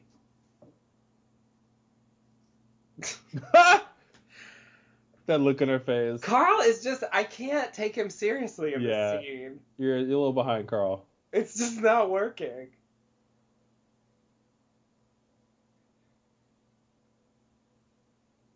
It's their island. It's their island as much as it's your island, Bernard. Yeah.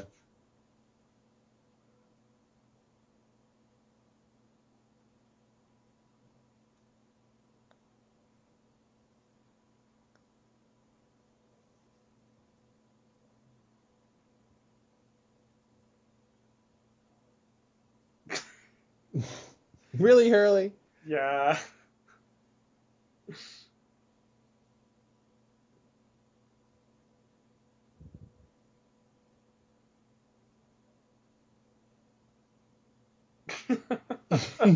Radio Tower, they have karaoke?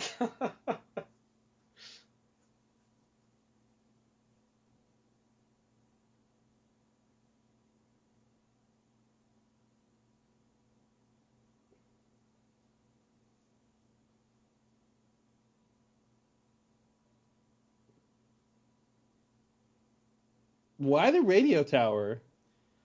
Because it's also blocking the signal from the freighter. Yeah, but why take people there? Oh, because it's away from the camp, I guess. Just away. Yeah. I assume. I'm pretty convinced this actor's a vampire. He really does Like, look like a vampire. without makeup, he doesn't need vampire makeup. He just looks like a vampire. Yeah. Yeah. Yeah, he really seems like he should have been in True Blood or something. Yeah, right? This is, yeah. Should have been Warlow or whatever. Yeah, totally. Or Franklin. Franklin, yeah. He probably auditioned.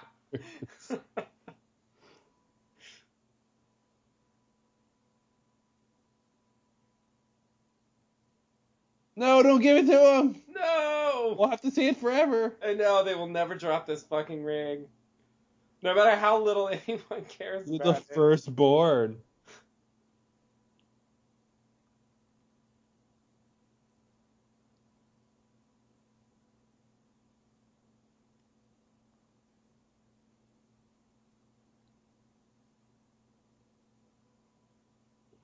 Oh, I'm Yeah. describing myself. This is dramatic irony or something. Mm-hmm. The ring. It's all about the ring. It's the One Ring. Take it to Mordor, Charlie.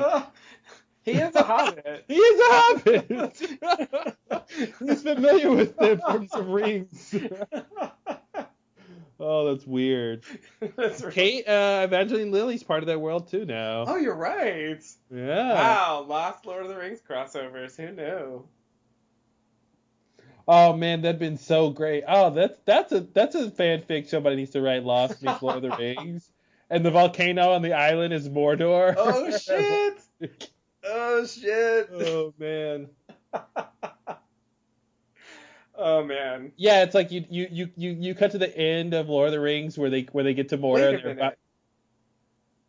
Sorry. I think our first mini podcast, we talked about a theory that was like Lost is Lord of the Rings.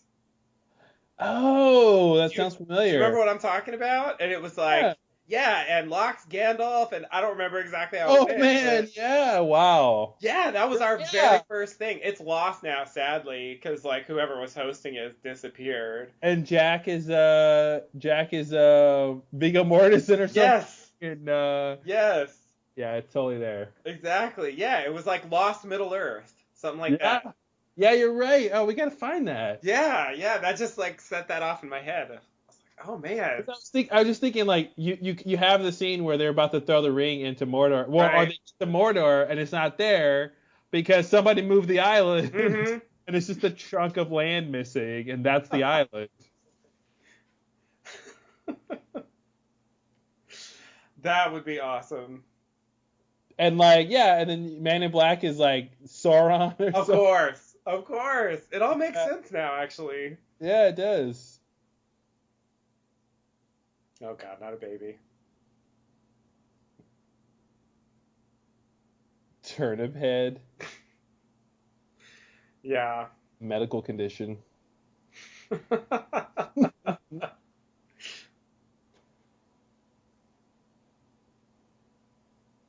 I'm not acting. This isn't acting. I just want to touch your face. I'm in the moment. I'm a baby. I hate Hawaii.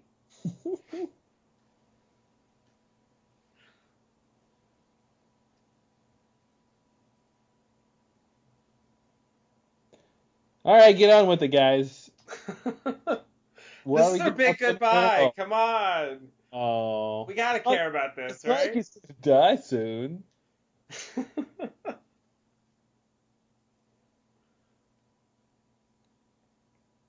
I mean, they had to do something like this, I think. I guess.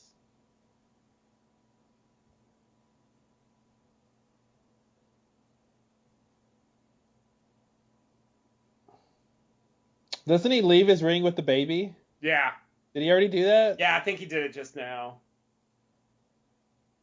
Like off screen, maybe they'll cut to it or Oh, something. passing the ring to his son. Oh, I get it now. Oh. Yeah, that was it, right? I don't think I ever made that connection. I don't think I did either. Like, that's the Yeah. family he never would have. So. You're totally right. But the baby doesn't take it. It actually just sits there. And they find it again in season 6. Still Yeah. sitting there. So his plan fails. But Good. you're totally right. That's what he's trying to do. And that's why it failed, because it's Charlie. This is Charlie the Busker. Oh no. Oh, yes. This scene! Fakest mugging ever. Worst! The worst. He doesn't really want it. He No, doesn't really want it. not to negotiate. And he throws the priest over his head. He had the upper hand, he had the knife. He had it in his hands. And he threw it down. He's like, he took one look at Charlie and said, I can't know. keep this guy up. And he just ran. Just run. What are you doing? That Oh, wasn't man. really a fight, Charlie. No. That was like a slight tug of war. Oh no! And Nadia's fucking speech. What did she say? Oh, this part? Yeah. How did she count how many people came by? She had a lot of awareness. She's like filing her taxes as she's like dealing with it. Yeah, and she's got like a big like presentation ready. It's weird. That was a weird ass scene. Yeah, that was weird. Like I guess they wanted a lot to happen so fast that it just felt, and they had to really underline the point. Like Yeah. I don't know. That's a weird one.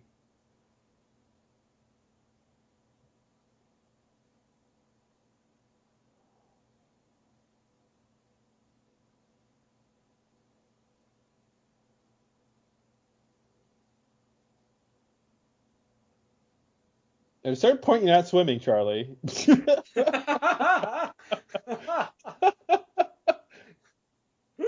the point of the moon pool, is to not be swimming at a certain point. Swim to the door, open the door, swim through the door. Does it matter? Yeah, Charlie, if you drown before It you. really should matter. But I guess he's like, I think that the line should have been long enough, not does it matter. yeah. I mean, I guess he thinks if he's supposed to do it, then he'll succeed no matter what. Oh, that's interesting. Okay, does it matter? Yeah. Like, I think that's what he's thinking.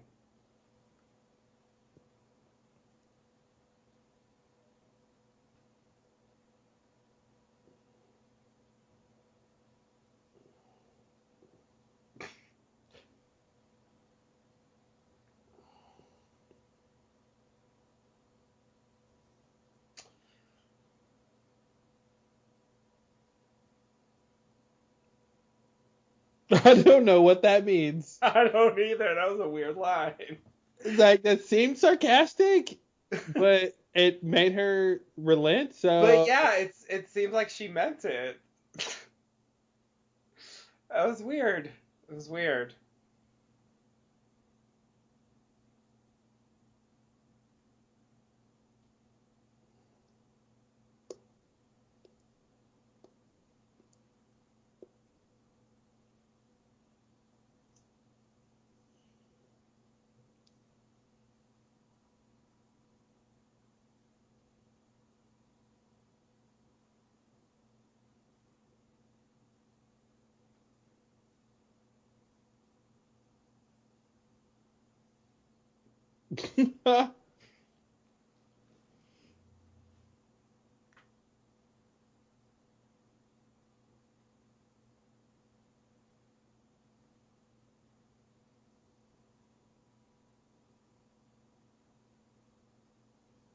Oh yeah.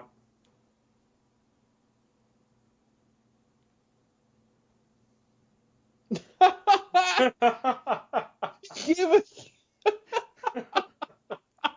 That's the look of someone who doesn't want you to come along. He was Yeah. like, oh God. Yeah. It's like, here we go. My impending death is the second worst thing I've heard today.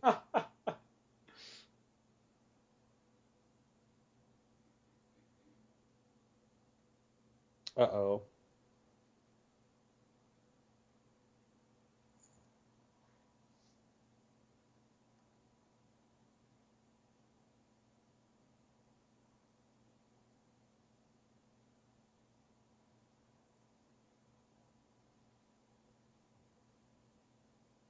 Oh. Yeah. They had to have one last scene with these two.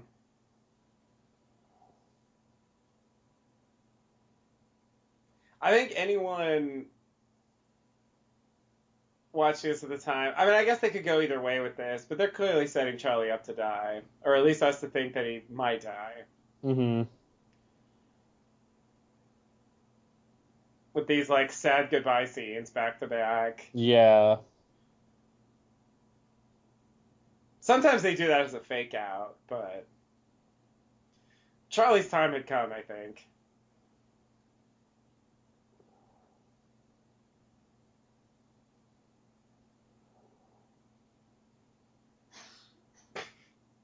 Here we go. End of another season, eh? Yeah, that's pretty much it. Gonna be walking somewhere. Oh, I thought the third shooter would be Bernard. I guess he was the second shooter. Guess. Why are these short many shooters? I don't get it. It should be like Sawyer, Yeah. Bernard, Saeed. Yeah, totally.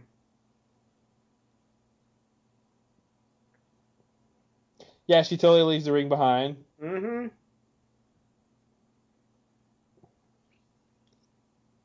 And Charlie knew they were all gonna leave.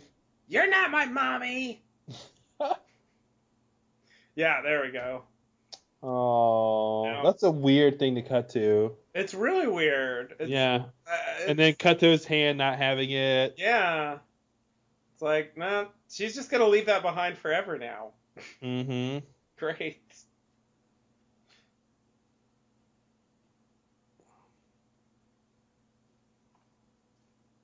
Oh, so they outriggered over the cable, Ah. I guess. So I was like, why is there an outrigger sitting there? But I guess that's the one that Carl brought? They took Carl's? Is that what Probably. happened? Yeah. Okay. Shouldn't be more than one. There was a lot of outriggering in these days. Yeah. That was the first time I ever heard the word outrigger. Oh, they're just like pulling themselves to Yeah, it. it's the best way to outrig, I Yes. think. Just keep pulling. Yeah. And they pulled themselves to space. Oh no, okay. Oh, wow. They're showing plane wreckage. Oh, this must be Yeah. a flashback. Flashback, yeah. Yeah. Yeah, this is when he was Hoodie Charlie. One of Charlie's greatest hits.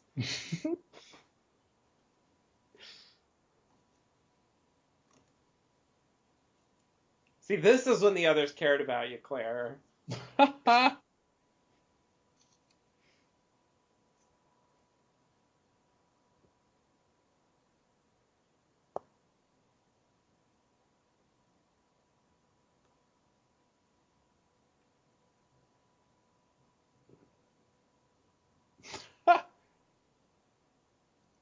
You got to be twice as warm when you have a baby. I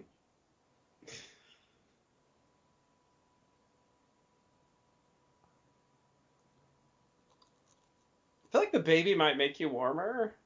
I mean, I don't really know, but the baby would produce some body Mhm. heat. I don't know.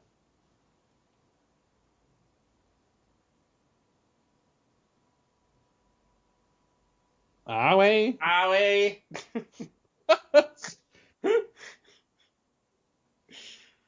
Oh man.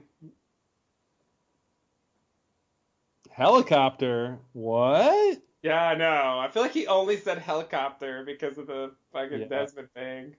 Like Yeah. they weren't talking about helicopters They before. never mentioned a helicopter before. No. Helicopters are short range. Like Yeah. they shouldn't expect a helicopter.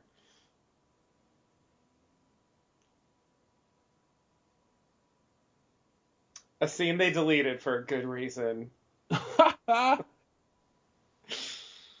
Yes, I know they probably filmed that later. I understand.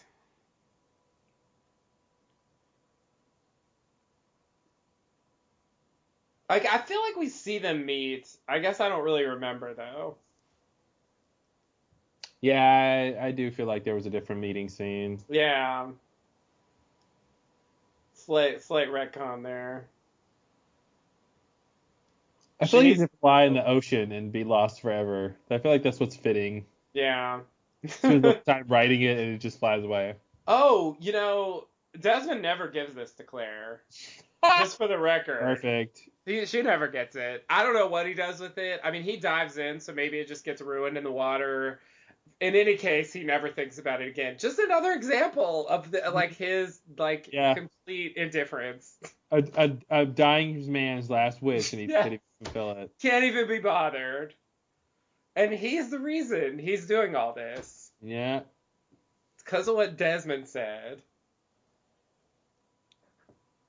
What? I agree. Your flashes. Now he's just Yeah, but this is lost right What? there. This is totally At lost. the But very last minute, you're gonna change all that it means? he's gonna Yeah. change his mind. Yeah. I don't even know if he believes this or if he just thinks he should say this or I have no idea. Like, when did his mind change? Seemingly like just now, like the fact they're like Charlie's ready to dive in and he's like, well, you know what? Maybe never mind. Maybe this is a Desmond deal. A DD? Mm-hmm.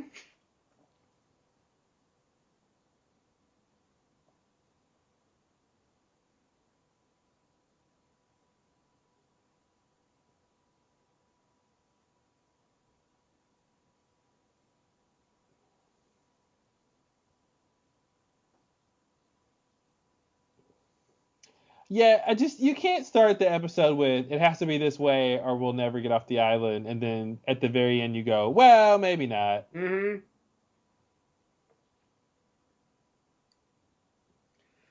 What classic TV head bonk. Yep. One bonk is all it takes. Out. He's Just out. Yep. out. No consciousness. Yeah.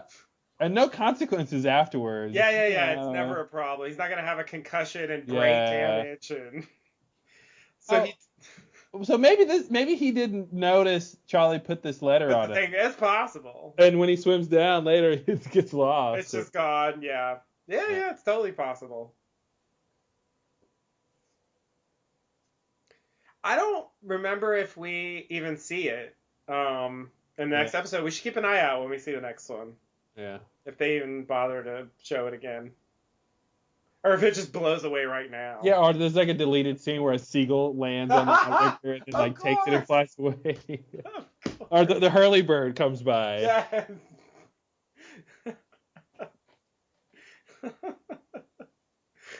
Oh, that would be awesome. So it's a weight belt, but you hold it in your hand? Oh, his shoes are coming off now. Oh, did they just fall off in the water? Yeah, well, they look like they were pretty floppy. Yeah. He could have put it on as a belt. I guess maybe it wasn't necessarily big enough, but I think he'd want to be able to have it let go fast. So. Yeah. Right. If it's trapped around your body. Every time people hold their breath on TV, I try to hold my breath to see how long it really takes. And yeah. It's usually longer than you think. It's usually, I can't do it. Like now he's panicking. Mm-hmm. And it's like, what'd you think, Charlie? You thought it was easy? Yeah.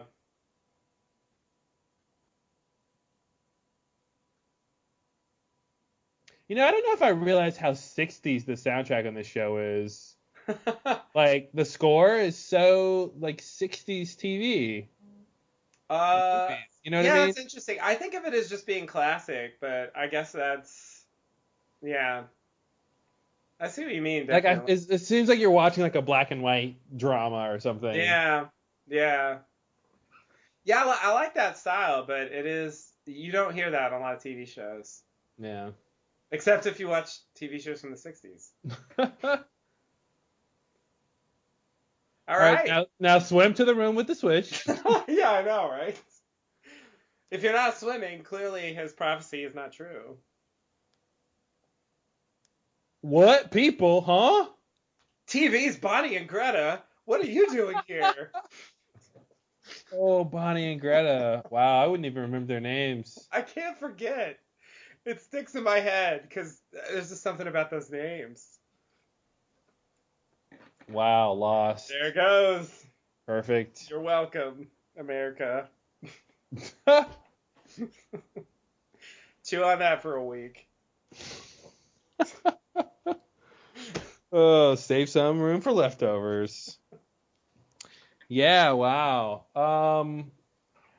You know, classic Desmond being an asshole at the very end is just too perfect, I think. It's just like that's exactly what we didn't like about Catch-22. This is like he makes up the rules as he goes along. Absolutely. And you never get to figure out what's real or not with the rules and how it's supposed to work. And he's super certain Charlie has to do this. Yeah. And then at the very end, it's like, no, you know what?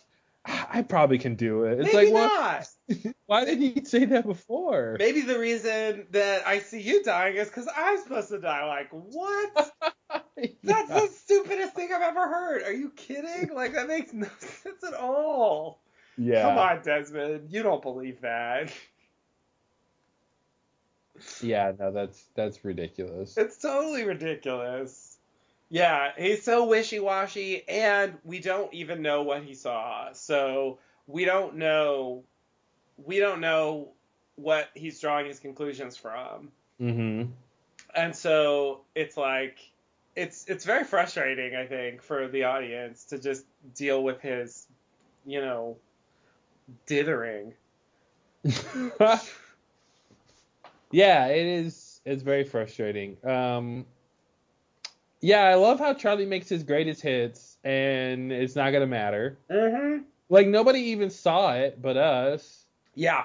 Yeah. Like it's so weird to actually have his I mean, this is the last thing he'll ever write, and it still comes to like nothing. It's the title of the episode. Mm-hmm. It's the structure for the flashbacks. Yeah. Which I think was probably a good move, because I think by having the have it be like 5 short flashbacks of like completely different stuff Mm-hmm. from different points of his life.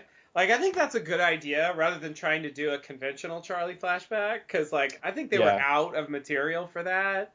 You know, because they can write, oh, he hears the song on the radio. They don't have a scene after that, so let's just move on. Yeah. You know, like, oh, his dad taught him to swim. We're done here. Like, there's no extra thing, and so it's just, I think that was a good choice, because I think it made the flashback parts less. I mean, not that they were great, but it made them less boring. That there was more variety. You know, it went through time. And it even ends up on the island, not that flashback on the island was really spectacular, but, it was, I think, given that they want to do a Charlie episode, they know he's going to die, and we just got to sit through this, I think it could have been worse. Yeah, and it's actually, I mean, obviously they designed these flashbacks for a reason, and they kind of make sense for the mission he has ahead of him, right? Yeah. So you have number 1 about Claire, which is the big reason he's doing this, so he can get Claire to safety. Number 2, woman calls him a hero. Mm-hmm. He's going to go do something heroic. So here's a thing where he was called a hero that mattered to him. 3, Liam giving him the ring, it's like he gives it to Aaron to have his legacy keep going, so that gets passed along. Right. Dad teaching how to swim. He's got to literally swim to go do this mission. Yeah. I feel like if it was some other mission and he had to run really fast, the flashback would be that time Dad taught me to run. I won my first race running with Dad or something, It's completely... Do it, Charlie. I'll get you. I'll catch you at the finish line. And then 5, the first time I heard myself on the radio, I think that's, about his legacy too. And about like what his life meant and all that stuff. Like, right. Oh, they actually had Naomi bring that up, like that when he died in the plane crash, that they released the greatest hits. Yeah. So like that's specifically, how the world. But what was it? They were a one-hit wonder. I know. With one album, and like so. What was 13 times You All Everybody. And the 14th track is the Kanye West remix. Nice. It was the best one. It was totally the best one. He changed everything. He did a Kubrick, and he kept nothing from the original. Oh man, Yeezy up on this. Yeez all, everybody. Yeez all. Yes. Oh man.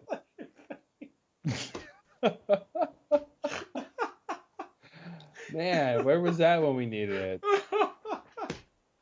Oh my god, that's hilarious.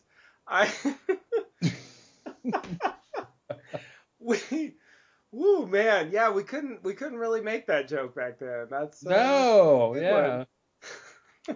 Yeah, right? If you wait long enough, Kanye West will give you joke material. It appears. It's great. Okay.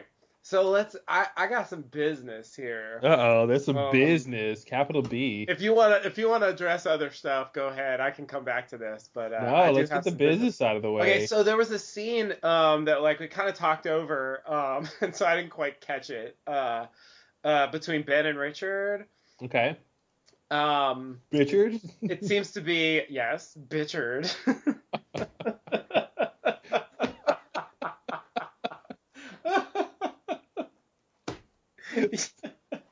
Never heard that before. I was like, Ben and Richard. That's Bitchard.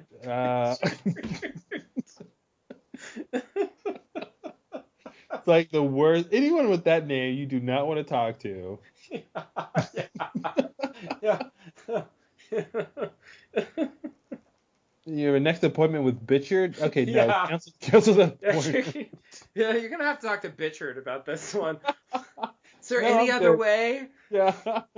Nope, everyone has to go through Bitchard. Oh, God. That's so ridiculous. Oh man, no one ever talked about Ben and Richard as a unit. Like Right? that never came Yeah. up before, but that's the natural way to put them together, You'd have to have Bitchard. obviously. Okay. So right, so it was when they flash back to 6 hours ago with the others, and Alex Mhm. is skinning a rabbit. Um and let's see. So Ben and Richard are talking, and Ben says it's time to get them, and Richard says, but you said tomorrow, and Mhm. Jacob says, and Ben says Jacob wants it to happen now. Mhm.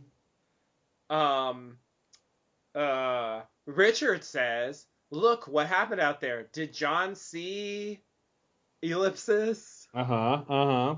Ben says John had an accident. And then Ryan, and then now they talk about, taking the pregnant women and stuff. That Mhm. exchange, huh? Yeah. So he's talking to Richard. So, like, before they had kind of an out that Richard wasn't really around when Ben was saying a lot of the stuff he did about Jacob. Mhm. He's directly talking to Richard. He says, Jacob wants it to happen now. And then Richard even says, what happened out there did John see? Mhm. That really makes it sound to me like Richard thinks that Ben met with Jacob at the Mhm. cabin, and that Mhm. and that Locke might have seen him. Yeah. Which he shouldn't think that, right? No, I think you should think that. Okay.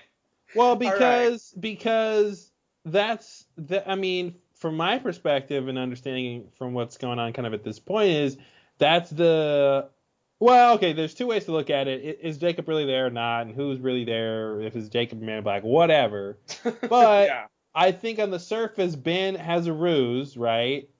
And part of the ruse is that he can see Jacob and nobody else can, which makes no sense because Richard can see him.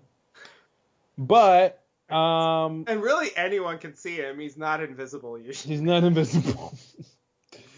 Yeah. Just not a thing he does.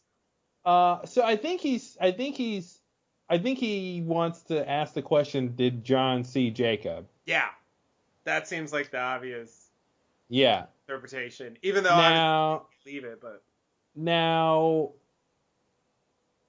what would it mean if he did or didn't? I don't know. Because this is weirdness is happening here. Um, but I think the fact that John had an accident tells Richard something. Um, but yeah, it's a weird little line. But this I guess Locke didn't actually see Jacob, but he did hear him. Right. So I mean, but I think I think they're just trying to play up what we saw from the cabin episode. Oh, I totally agree. Yeah. Yeah, no. So if we forget about what we know later, Mm-hmm. and we just think about what we've seen in the show so far, Yeah. which for this conversation is just the last episode, Mm-hmm. then this conversation totally makes sense. Yeah. Although I would say, and I remember sort of being unclear about this at the time, based on what we saw in the last episode, it is possible that Jacob told him that he wanted this thing to happen now, since we didn't hear almost anything he said. But it comes across to me like Ben's lying. Yeah, I think he's lying. I think he wants it to happen now because he just killed Locke, Yeah, and he probably is worried that if Locke doesn't come back to the camp, that they're going to be worried and on guard. So he's like, I right. just killed Locke, which was not part of the plan. Yeah, So now let's up the timetable. right, right. But I think with what they tell us later, this conversation makes no sense. This is just Ben lying, I think. Yeah, Jacob wants it to happen now is a lie. And like Richard, I feel like shouldn't wonder if Locke saw Jacob or not. You know, there shouldn't even be a question about that. You know? Only if Ben has told people only I can see Jacob. And at this point, Right. of the show, we don't know that Richard has seen Jacob. That's true. That's true. That's true. But yeah, I guess I will. It's a very small thing, and they love doing this. There can be these like tiny interchanges that imply stuff. Mm-hmm. You know, I do feel like at this point in the story, at the very least, they have not decided who Richard is. Yeah. You know, because I think if they did have Richard's like future backstory in mind, like this doesn't make sense. But even at the end of season 5, you know, when Ben is giving his big rant to Jacob, like right before he kills him, he says, you know, over and over, he says, you know, I followed your orders, and you know, Richard would come with all those lists, and I kept asking to see you, and I was told to be patient, and I was never allowed to see you, and blah blah blah blah. You know, he's having this whole rant, seemingly an honest rant, right? I feel like at that point Ben's not lying, because it's his genuine emotions that are leading him to want to kill Jacob, right? I mean, it would be weird if he was making up stuff. Yeah. You know? Which implied to me that Richard is the sort of go-between, which is what they tell us his story is later, you know, between the others and Jacob. And if Ben wanted to see Jacob, it would be through Richard. And so if Ben is saying only I talk to Jacob, you know, I mean, Richard should know that's false, at least according to what they say later. Yeah, but I mean, you could shoehorn some version where that melds the two to where once Ben is in charge, Ben tells Richard, "Hey, I just talked to Jacob and he said only I get to see him now, and don't bother him." You know, you could. I mean, I feel like that's the only way to kind of make it make sense. Right. If the rules changed when Ben got in charge. But I mean, that line about like, you know, I was told to be patient and I couldn't see you yet or whatever, you know, like he has, I mean, there's supposed to be these times where he's asking to see that's Jacob. That's a lie, right? Yeah. I mean, they change what's going on, so it's hard to make sense. You know, you can't use both sets of rules at each part of the show. I know. I guess that's what I'm getting at. Like, because I strongly think, and of course my theory of like what exactly Jacob is supposed to be at this time, I mean, it's really hard to do. It's really like a weird like archaeology project or something, trying to reconstruct something based on these tiny bits of information, you know? But like little conversations like this, like hint at what they were thinking at the time, but it's really hard to decode because, you know, obviously Ben is a huge liar and a manipulator, and so anything he says, you have to, you know, and obviously they don't know, you know, Richard's backstory, so it is possible that like some of the stuff from later could be true, but Richard's story is the one that changed more, you know, like, and that forces the Jacob story to change, you know. I don't really know, but I do feel like this is a strong indicator that at the very least the Richard and Jacob relationship is not established at this point. Yeah, but look at it this way though. I wonder if the amount of time to which Ben was wanting to see Jacob and getting denied, well, maybe that was just really short, right? So maybe like, let's see if I can explain this. Because he basically he says, there's a period of time where Richard is the go-between, right? And then there's a period of time in this part of the show where Ben is seemingly talking to Jacob, like if that's true. Right. So that means at some point, like, yeah, because we don't see Richard transmitting any lists on this part of the show, right? True. So it could be that just very recently is when Ben wanted to talk to Jacob and it was getting denied. Right. Like he was like, the bulk of the time Richard was the go-between giving the list, and and then Ben getting denied, and then at a certain point Ben's like, fine, I'll go see him myself, and then starts lying about seeing him. I guess that's possible, and if Richard doesn't meet with Jacob for a while to talk to him about it, which I would presume he doesn't meet with him that often, then yeah, I guess it's possible that he could just say that and still not, still know that he's not actually meeting with him. So he can still be bitter about it later. Yeah, and that, that could go towards, meeting at the cabin, and Ben's like, well, I'll go put some ash around the cabin and I'll say I'm meeting Jacob here. Even though, Richard knows, well, Jacob's at the statue, but okay, fine. If he's meeting Ben there, he's fine. And Ben creating this lore about that's Jacob's cabin and that's where he meets him. Yeah. I guess my frustration with that, even though that totally makes sense, is just, I mean, maybe it's just the storyline in general that there's this big motivator for Ben. And like the weird thing is that the show spins it later, after, in season 6, it makes it that, he killed Jacob more because of Alex. That's kind of the way they go. Like he was bitter that Alex, like he let Alex die for Jacob in some way, and that's why he was angry. It's a little, I never quite, I mean, I get it, but what he really says in that scene is like he was pissed off that he never got to see Jacob, and he's also pissed off that Jacob seems to prefer Locke to him, which, which is fine. And the Locke thing, he's just wrong about. He doesn't really understand what's going on with Locke in that scene. Yeah. But the other thing, like, it's kind of all off screen, We never actually get to see Ben's frustration with not being able to see Jacob. And I guess the problem is they don't reveal that he can't see Jacob until, until like a few episodes before he's going to kill him. Yeah.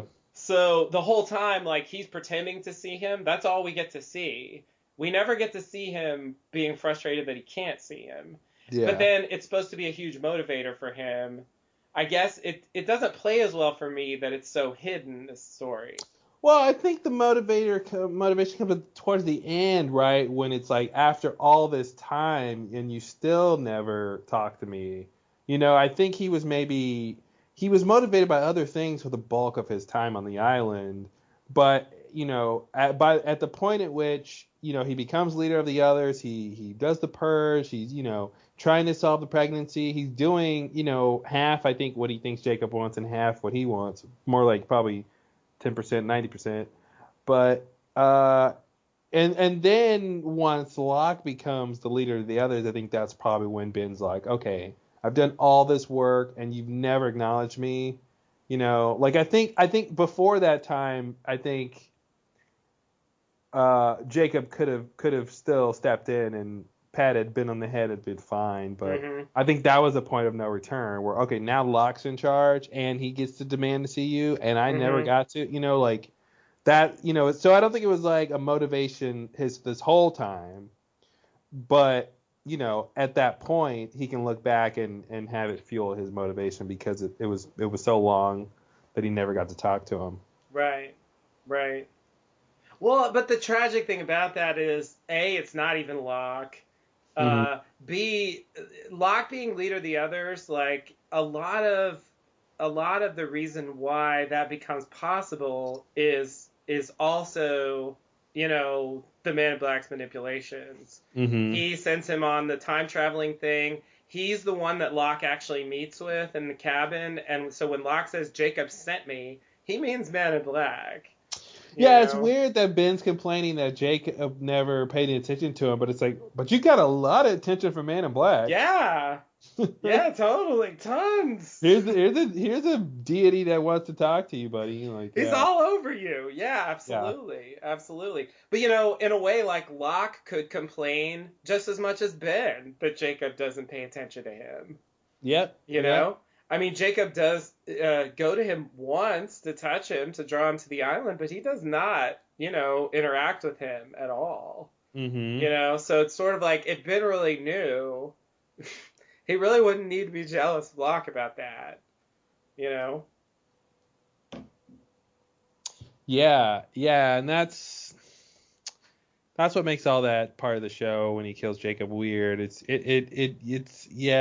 the motivation's all over the place, and he's wrong about the situation, and Jacob doesn't even care, and like there's so much weirdness with that whole turn.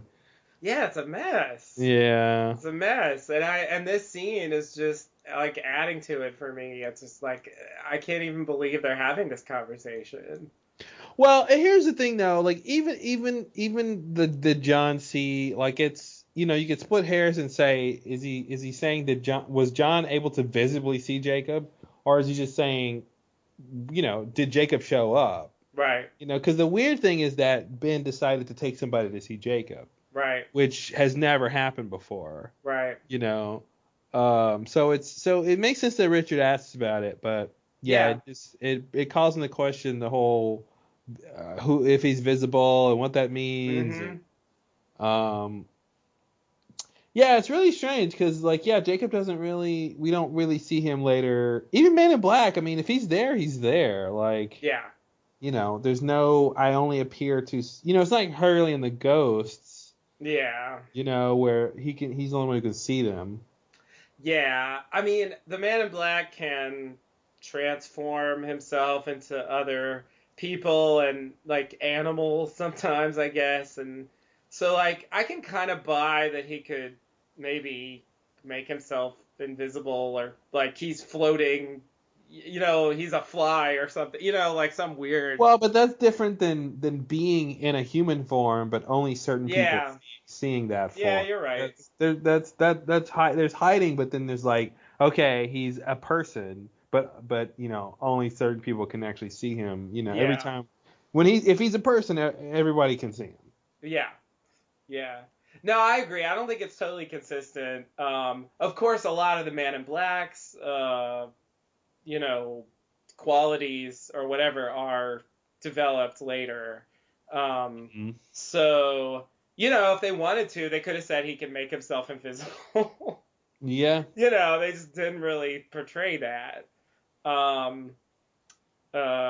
Because he can be at two places at once. I think maybe. There's some. I mean, he's got the telekinesis, which that sort of works with what happens in the cabin. The cabin moving is kind of a crazy thing. What's two places at once? So there is some debate about this, but I believe he's in two places at once. In season 5, he's Christian in the barracks. He meets like Sun and whoever else is with her to tell him like they have a long journey ahead of them and to wait for Locke. And he's also Locke over on the Hydra Island, collecting Ben and preparing to come over to meet them there. But if he could swim across the water, why wouldn't he just do that? Right, but So I actually don't know for sure because I haven't actually analyzed it in detail as far as like how the timelines work. I know it was said that like because of the way the events line up, like he would have had to be in two places at once Mm-hmm. for that to work. Yeah. I mean, he's on Hydra Island, right? We saw him there, and when he's Locke, he's pretty much visible to people, the whole time he's there, Yeah. right? And he leaves, he comes to the island with Ben, and uh, they go to the barracks to summon the smoke monster, quote unquote. And that's where they meet Sun and so on. So like, unless the Christian thing happened like before he even appeared on Hydra Island, then he would have had to be both, I think. Yeah. Yeah. I remember that being weird. Well, we'll get back to it. Yeah. But I mean, he has some of those like crazy powers that they kind of imply and maybe are not even there. And that's sort of what it feels like to me. But I guess ultimately it feels to me like that's not the smoke monster. Yeah. That's whatever that thing is a different thing that they didn't really flesh out.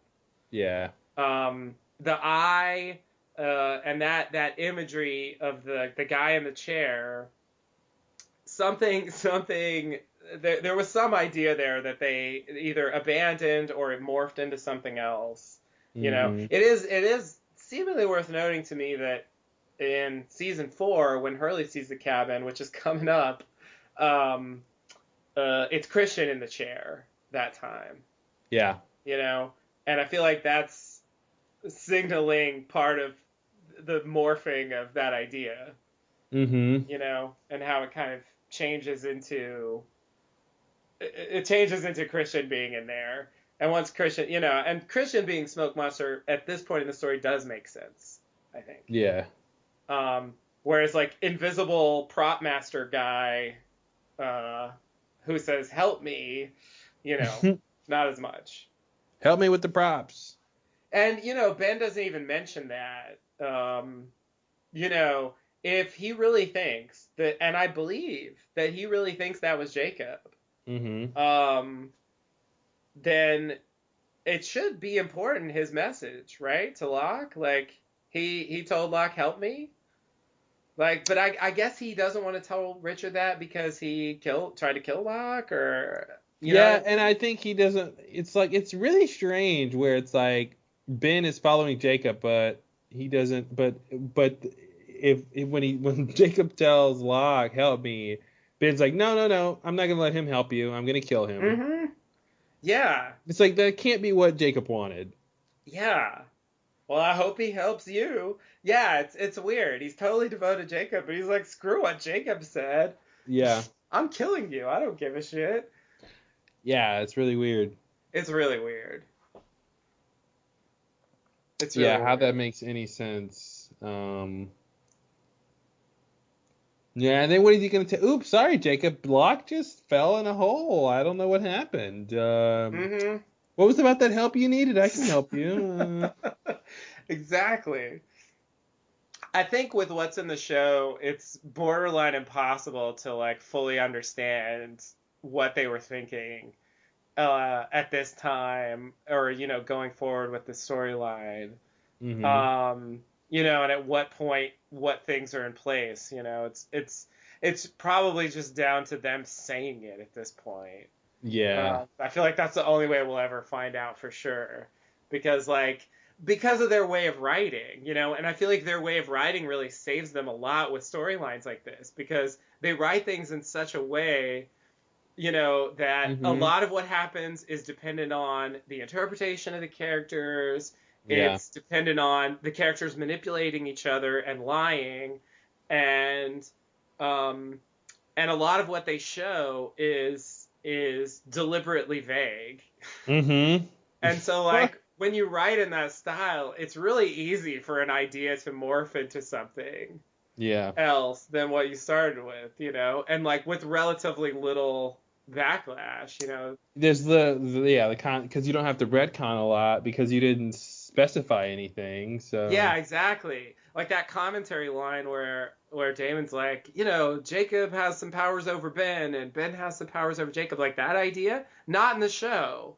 You yeah. know, if they had to, but I have powers over you, Jacob. You know, if Ben said that, it would change it. You know, it Yeah. would make it official. It would turn it into like, well, why the fuck did he say I have powers over you? Well, and that calls into question,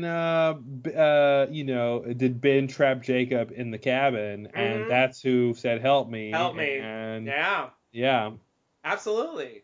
Absolutely. And although later I believe the retcon answer is that the ash line was already broken, mhm, the ash line that we see in Man Behind the Curtain is not broken. yeah, And so I definitely think that is a way they could have gone with the story, with what they yeah, showed. The idea that Ben trapped him in there and the ash is keeping him in.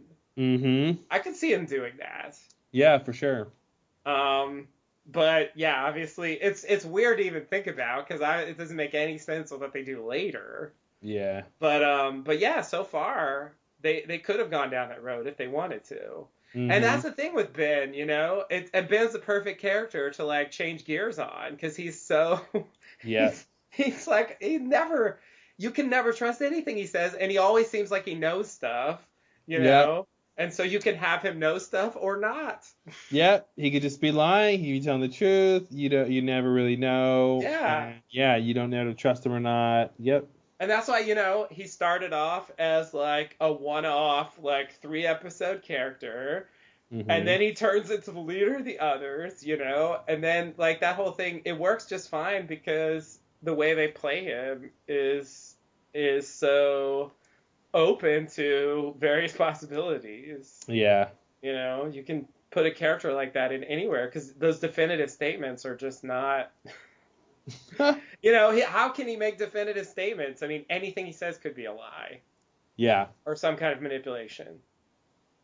Yeah, it's a great character to have at your disposal because he can tell something, he can start things, he can instigate things, Hmm. he can tell you stuff, but it doesn't have to be true later. Yeah, yeah, exactly, exactly. And so I think that's how they navigate that without like any huge glaring contradictions. You know, because even this scene, like I'm zeroing in on this. It's like 5 lines, and really, if they wanted to, they can wiggle out of this scene. Yeah. It's not ironclad. I think it hints at something, but it's not, did John see? That's not that is Yeah. not a definitive statement. Yeah. He didn't say, did John see the invisible Jacob? Like, I mean, Yeah. who knows what he's going to say? I mean, I know what I think he was going to say, but that's me. Yeah. That's my problem. Like, they don't have to, they don't have to address my problems. Nope. But they're responsible for your problems. That's the fun True. part. Is they True. create the problem, but it's like they set fire to something and then just step back and they're like, well, yeah, it's not our problem to put it out. Yeah, yeah, yeah. Hey, you choose how you react to this fire. Exactly. Hey, if you think that fire's an emergency, that's on you. Hey, I don't know. Yeah, yeah. I mean, it really is something that, I mean, maybe I know there are some people like David Lynch or something who just publicly will never say anything about their creative process, like Hmm. how they think of things, how storylines develop, how ideas, um, come to them and how they flesh them out and sort of what they mean and stuff. Like there are people like that, I mean, Damon and Carlton, I mean, they were pretty public. They had a podcast, they interacted with fans, they talked about the show a lot, but I wonder if they, you know, they're kind of hesitant to like pull back the curtain too much Hmm. and really get into the meat of like here's some stuff we totally abandoned, because they really don't talk about that stuff a lot. Most of the things I've heard along those lines have been from other, writers on the staff that, that left the show later, where they've said like, oh yeah, it was totally this, Mm-hmm. and then we changed it later, and like, but Damon and Carlton never say that kind of stuff. Yeah. So I wonder if we tried to ask them about it, if they would like just not want to talk about it, Yeah. Yeah.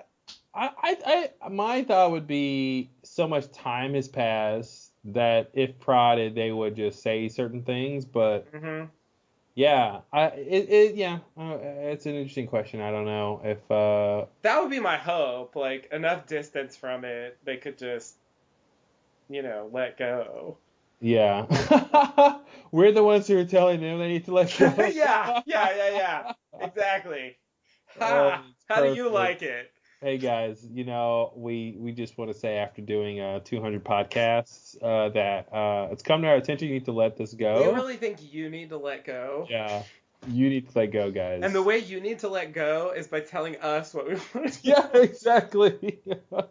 You let go by helping us let go, and we'll all let go together. Yeah. Yes, I do realize that's completely a cheat. But I obviously it's me who needs to let go, but yeah, but I it's really hard to let go, and I mean this podcast makes that clear. Yeah. I can't get over that. It's like 5 lines, and I'm like, oh god, I gotta talk about this shit. Yeah, it's like 2 hours on 5 lines. Yeah. Yeah. So we had a whole episode, and I zero in, and really they're kind of filler, throwaway lines, Yep. you know? Mm-hmm. It's really just like a little bit of minor exposition to bridge the gap from The Man Behind the Curtain, you know? Yeah. The reaction to Ben coming back without Locke. Yep. You know, that's really all that's about. And it's weird though, cause like, and I'm totally taking the bait now, cause it's like he says John had an accident, but it's like, why didn't he just say John went back to his people or something? Yeah. Or like, or John's not with us anymore. It's weird that he almost basically says I killed them. Yeah. Yeah, because I feel like that's the obvious, like, euphemism, you know? Or even lie more and say, Jacob said he's not worthy or something. Right. You know? Right. Yeah, why not? Yeah. I mean, if Jacob wants them to go take the pregnant women, why not? Jacob said Locke is not our true leader. Yeah. Why not? Why not?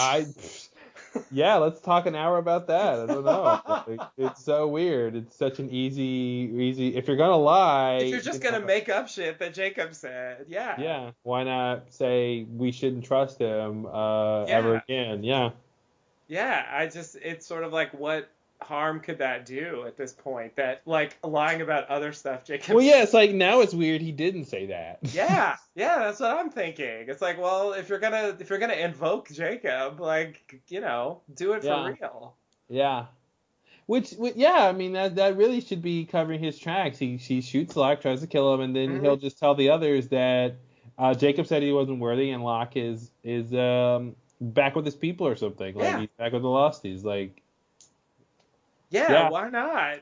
I don't think anyone would be in a position to contradict him at this point. So, you're right. It never bothered me that he didn't say that, but yeah, I was mad about what he did say. But it's like, now you're mad about what he didn't say. Exactly. Yeah. He should have said that. He totally should have said that.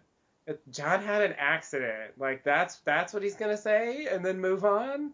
Mm-hmm. Like it's weird. It's like I think the only reason to say John had an accident is to put a thin veil on. John got in my way. Yeah. He's totally. But why do that to Richard? Yeah. It's a weird thing to, instead of just saying, the other thing of like, he's no longer around. It's fine. Yeah, it seems like he should know that he needs like a little more justification. I mean, supposedly, according to the brig, like the others were waiting for Locke, and like he had to kill his father to prove that he was their real leader or something. Jeez. I feel like you should cut to like that scene where Anthony Cooper's on the pylon in that field and all the others are sitting around, and you cut to some red-shirt others and they're like, "What are we doing?" And the guy's like, I don't know. I think we're getting a new leader or something. Like, I don't really get it. Like, I was watching TV back at the barracks yesterday, and now we're out in the field, and there's some guy tied to a pylon, and this bald guy shows up, and I don't know. He and Richard are talking. Like, I feel like the inner life of the others is rich with that kind of like, what's going on now? Yeah. Cindy's like, I don't know. I guess we're here to watch again. That's what I'm always here to do. We're always watching. Just here to watch. Yeah. No, that is absolutely what is going on with them. I wouldn't have thought that at the time, but that's clearly true. And that's a big reason why the others fail, I think, in the long run. Yeah. I almost feel like you can't think of another example. You'd be hard pressed to think of another example of a group of people who are following an ideology and actually don't really care. Yeah. Unless you're talking about American politics. Oh! Oh, zing! Ouch! Oh, it hurts. It stings on the lowdown today. Damn. Take that, Democrats and Republicans. Wow. People come here for the hard-hitting social commentary. They do. That's what we're known for. I thought I'd give them some of that. But no, it's just, I think that's the strangest thing about the others is you really want to be bought into all the stuff they're doing in seasons 1 and 2, but by the time you get to season 3, you realize, and we still will come to realize the extent of this further. Even more so. It's just that they don't know what's going on. They're just sheep. They're just being shepherded from one crazy action to another. Yeah. And they're not really bought in. They don't know what Jacob is. They don't really understand it. They don't know why they should be protecting the island. They don't even know. I don't think they know that what there is to protect. And it's so strange to have a whole group of people, and there's really only 2 or 3 members of that group that are really doing anything worthwhile, and everybody else is just along for the ride. And I feel like no one would design a characters that way, but organically that's just what they came to be. Right. Because of facts like Jacob's hands off, because the island is so mysterious that you probably won't understand or even see the crazy stuff to even be bought into the fact, the idea that it should be protected. And so all these, the leader is just the leader because he took power, not that there's no like political structure. It's for leadership, so it can just be whoever wants to be the leaders. You know what I mean? So if you don't have that structure, then that means that people aren't really bought into so it's just like all these things make them that way. And, it's a bad recipe that can't be changed. Yeah. It kind of makes me think that, in a way, a lot of the Lost characters, know more than many of the others. Yeah. And in a way, the Lost characters have more sensible reactions to things. It's sort of like, aside from like, food and shelter and book clubs, like, why do the others even stay there? Yeah. Like, what is the big attraction? It's not really clear. Yeah, like the old lady who needed her plumbing fixed. Yeah. What the fuck is she doing there? Like, it makes no sense. Yeah, and it's like, we're here to protect protect the, from what am I going to protect? Like, like, it doesn't make any sense. It really doesn't. And what are we protecting exactly? Like, how many of them have the slightest clue? And it's not like they're training all day long as a standing army for the island to protect it. Right. So it's like, well, what does protect even mean? It means when people show up, we randomly kill them, or we kidnap some of them and take some of them, and Yeah, it's really strange. The whole concept doesn't quite work. Yeah, it's a mess.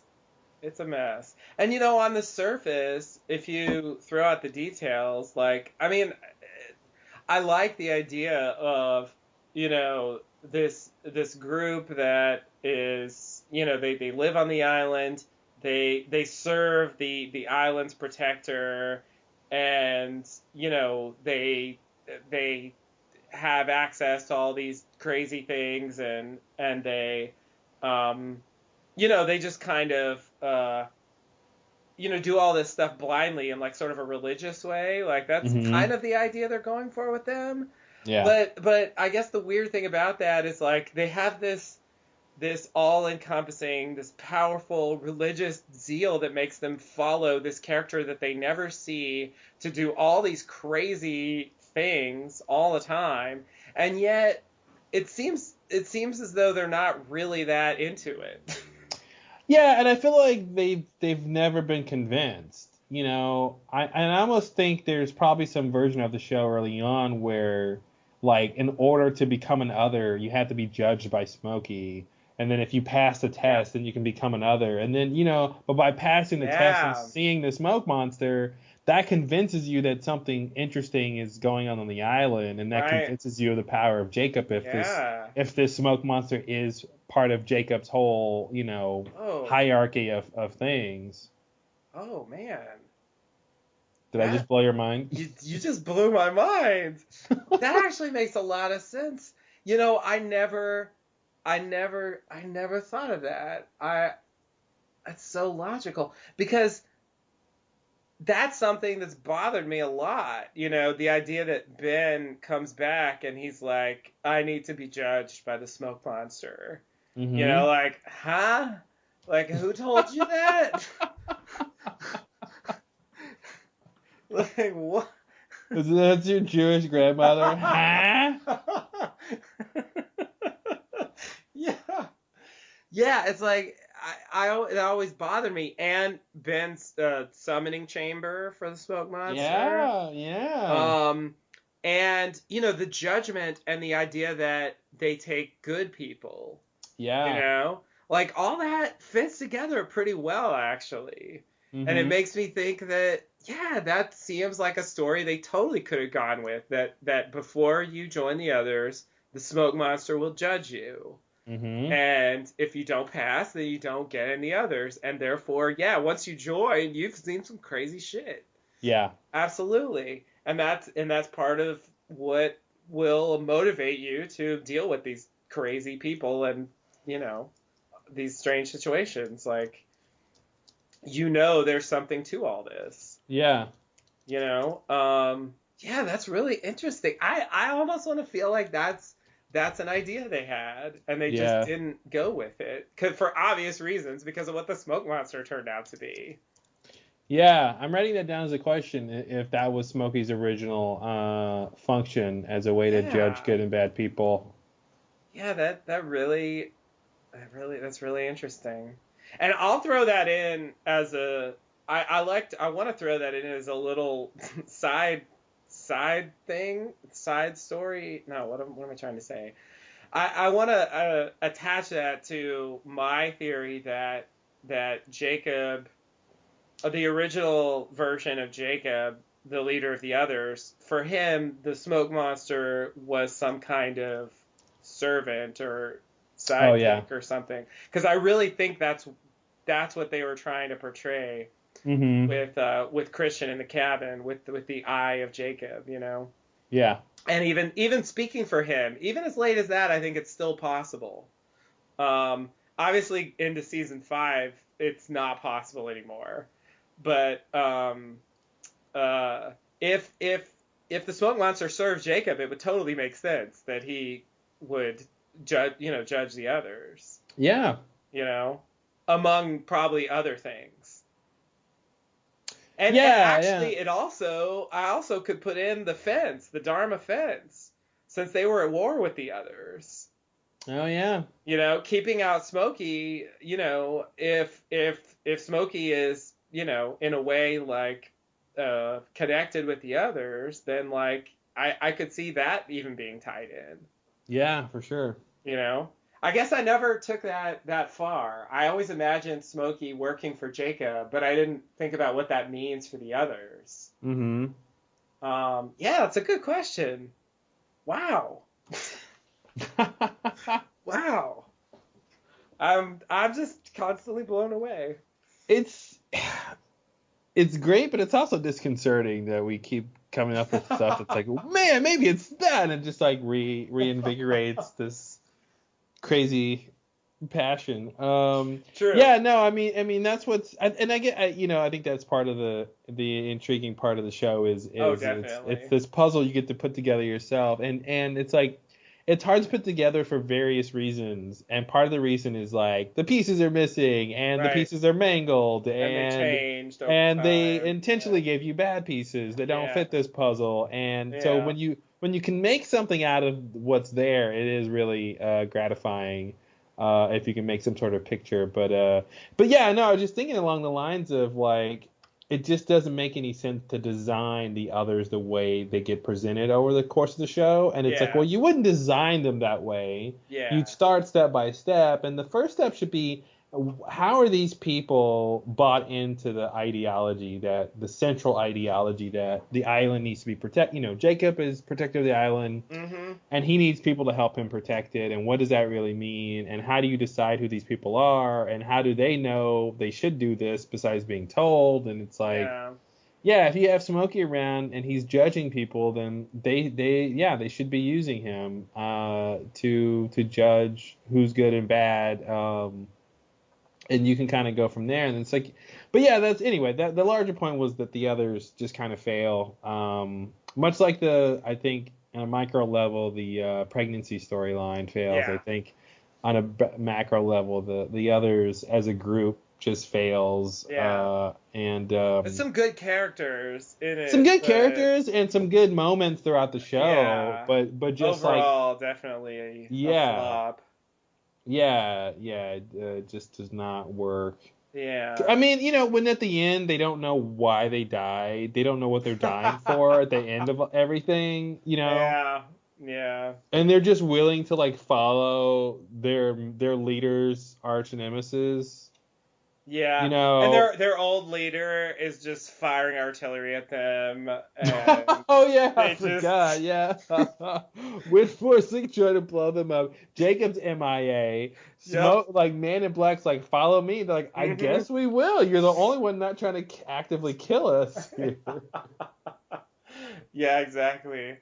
Yeah, I feel like I mean, this sort of thing would be weird, but like on Star Trek, they had that Next Generation, they had that episode where they followed the cadets. Yeah. And so we got to see sort of the view of the Enterprise from the point of view of people who aren't the high-ranking officers that are most of the main characters. Yeah. And like I didn't deeply love that episode, but it was kind of an interesting idea.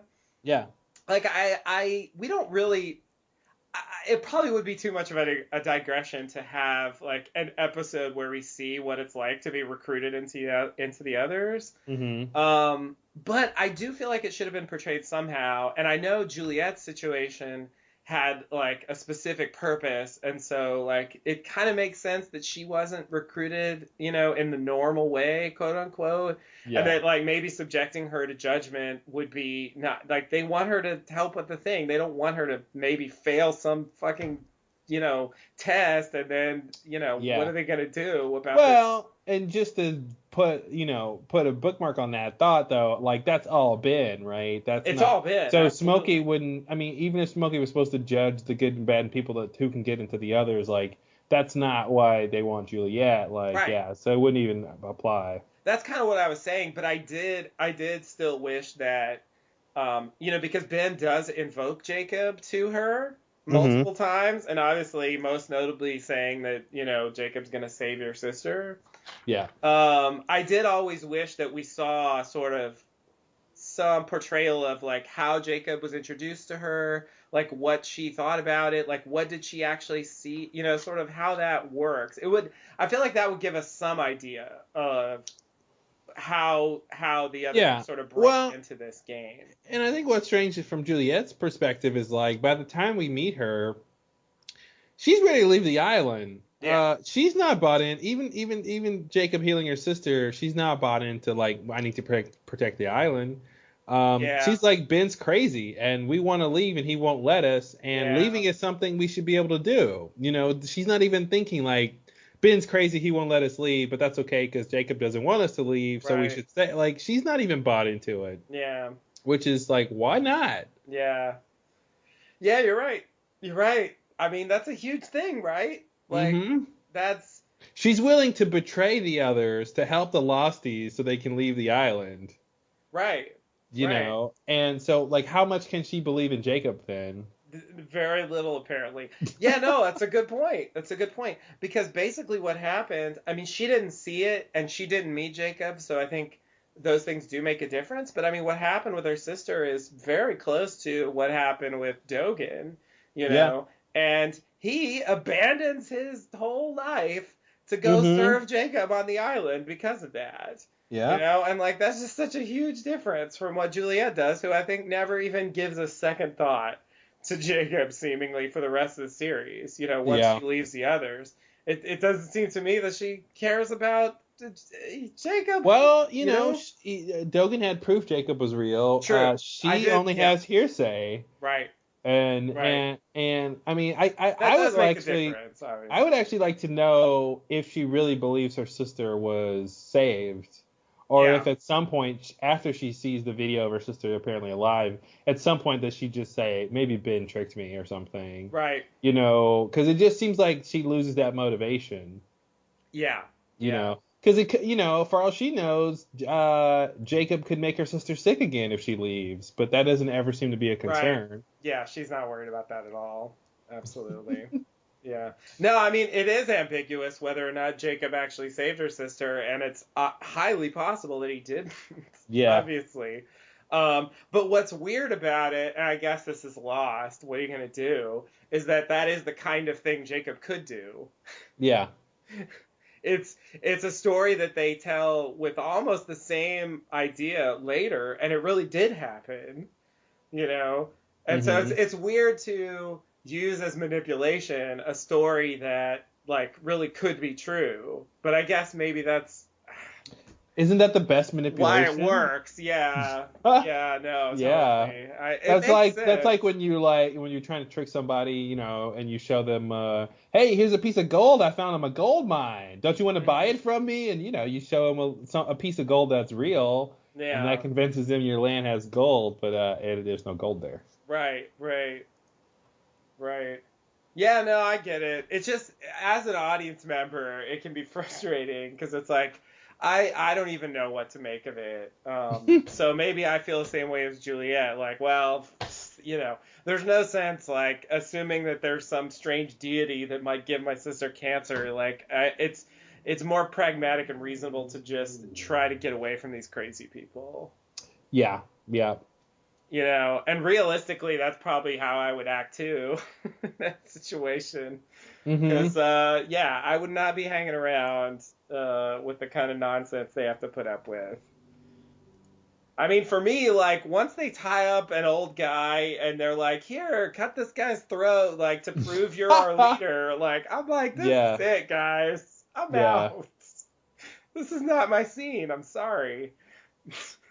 And you know, from what we know from the others, you know, that's basically the first time that's happened. Yeah. Like, you know, when you see it, you don't necessarily know that, but it's like this isn't something they do all the time. Not at all. No, that is not a regular like Sunday morning for them. Cindy's like, I didn't come here to watch this. Yeah, Cindy, you're always watching. And yet they don't seem really concerned. Did you see the little screen they have over the Blu-ray, like the background? Oh yeah.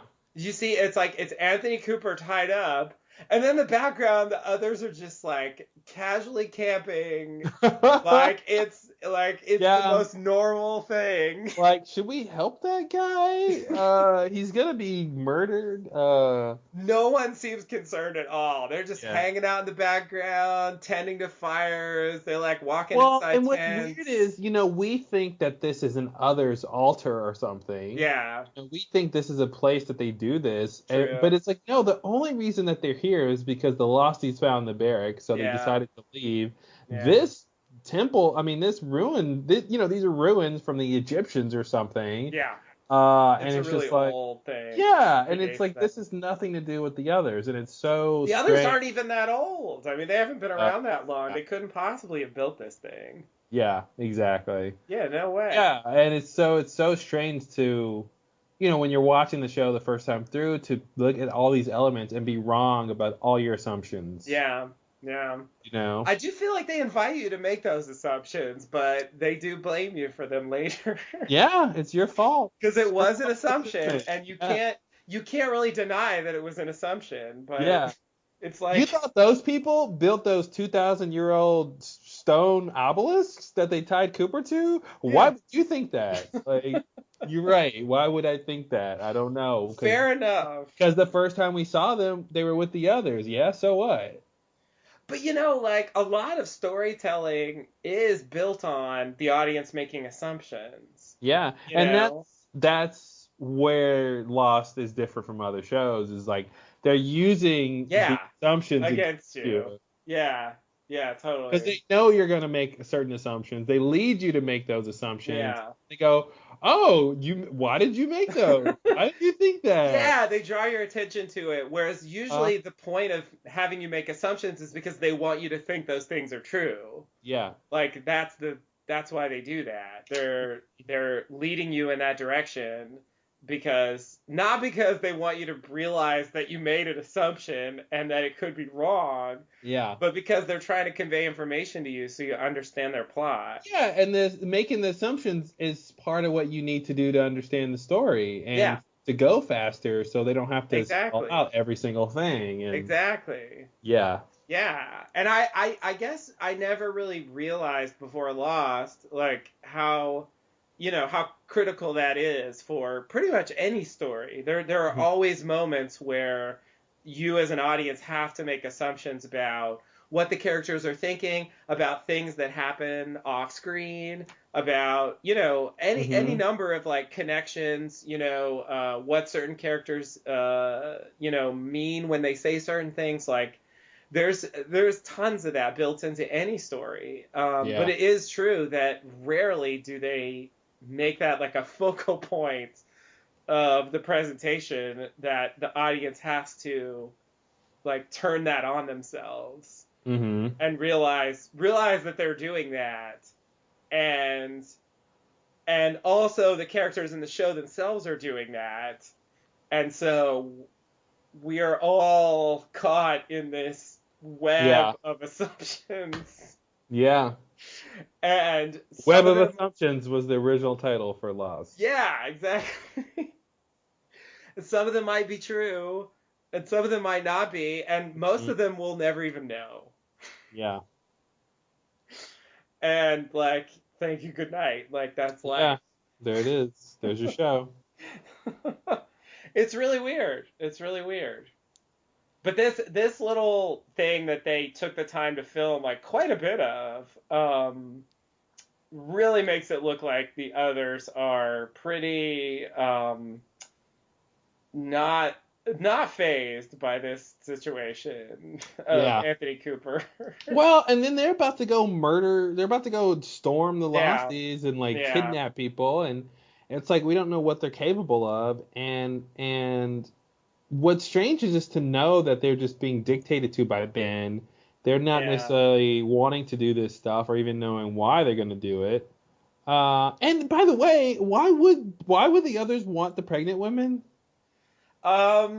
Test something? I have no idea. It's weird. They don't say it. It kind of seems like Ben is just unhinged, And even he doesn't even know why he wants them. He's just like, take them, I'll take every woman that's there, and we'll figure out if they're pregnant. If they're not pregnant, we'll get them pregnant. And then we'll have a lot of pregnant women. So it's like, okay, they're gonna leave the barracks. He's like, okay, hey Juliet, we're gonna leave the barracks because they found our location. It's not safe for us here.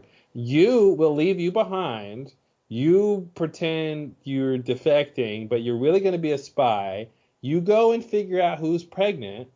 Then you mark the tents of the pregnant women. Then we're gonna come and take the pregnant women. And what now? Don't say and. That was it. That was the end. Jeez. Like, why do you need a next part? Like Juliet already had a whole thing, right? She already told Ben, like, it's useless, it's hopeless, we can't do anything. Yeah. And I feel like they didn't find out any new information. Like, didn't they confirm that, like, that was the whole point in data conception, right? Like,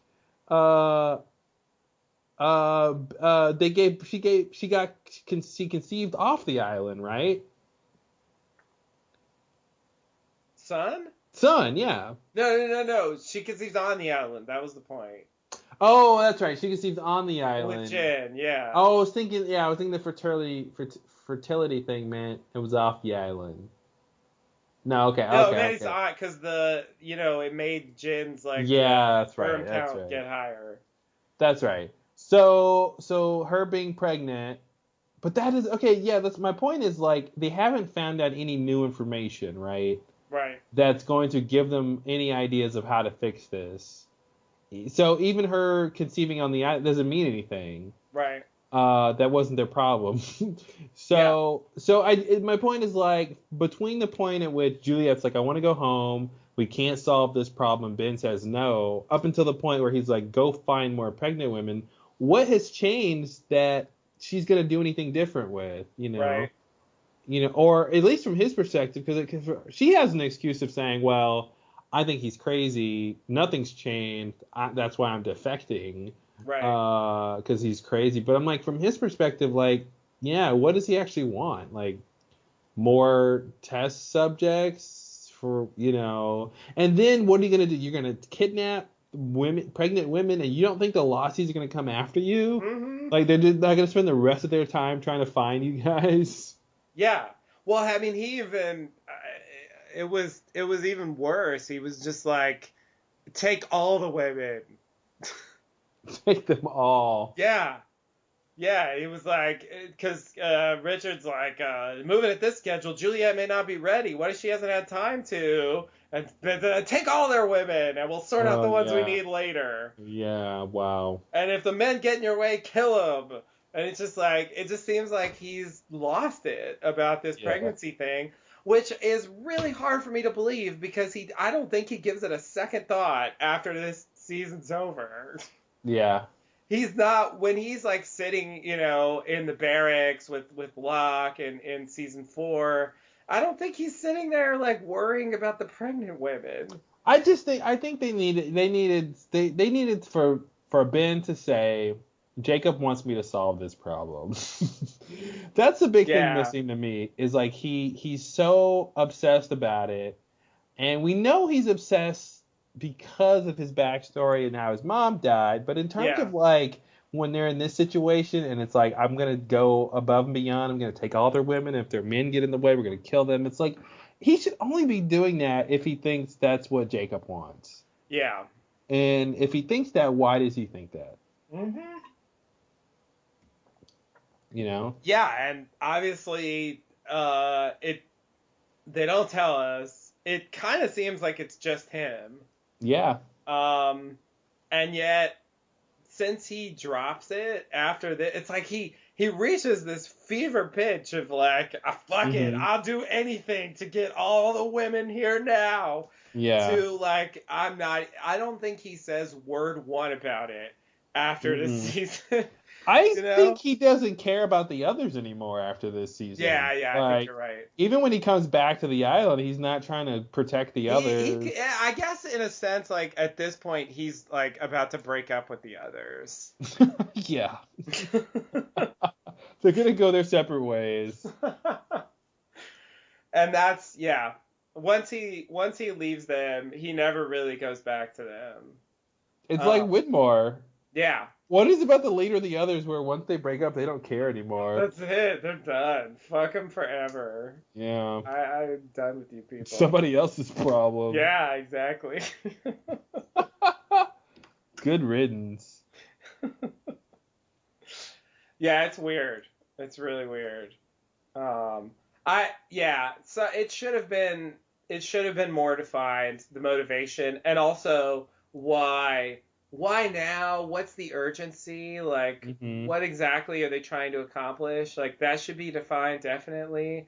And I just also think, I mean, I understand, the season turns and the plot is progressing and they don't want to just talk about pregnant women forever. But I do feel like they owe us, like, if they're going to make it a major plot line for, like, the entire season and then end. But you know what? They did it with the Swan Station, too. It's I guess it's just their way. They just kind of, they're done with it. And they just don't feel the need to really talk about it anymore. Well, the problem is they can blow up the Swan Station and not talk about it. They're not going to blow up the pregnant women. They can't blow up the pregnant women, yeah.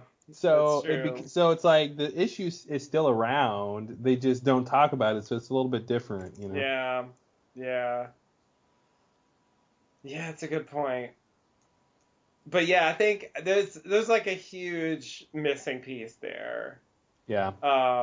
That would, if they really want me to care about this storyline, because otherwise it kind of feels like manufactured drama. Like, we need a reason for the others and the Lasties to have, a violent confrontation. Yeah. And we'll just go with this. Yeah, I think that's what happened. That's what it kind of seems like, and so it's hard to get invested in a plot line on that level. Yeah. I do kind of feel like Price and his team, which, if I remember correctly, includes the sheriff, according to David and Carlton. Although we will never see her on screen, she's with them. Okay. I get the sense that they're kind of like a security team or something. You know what I mean? Like they do like this dirty work.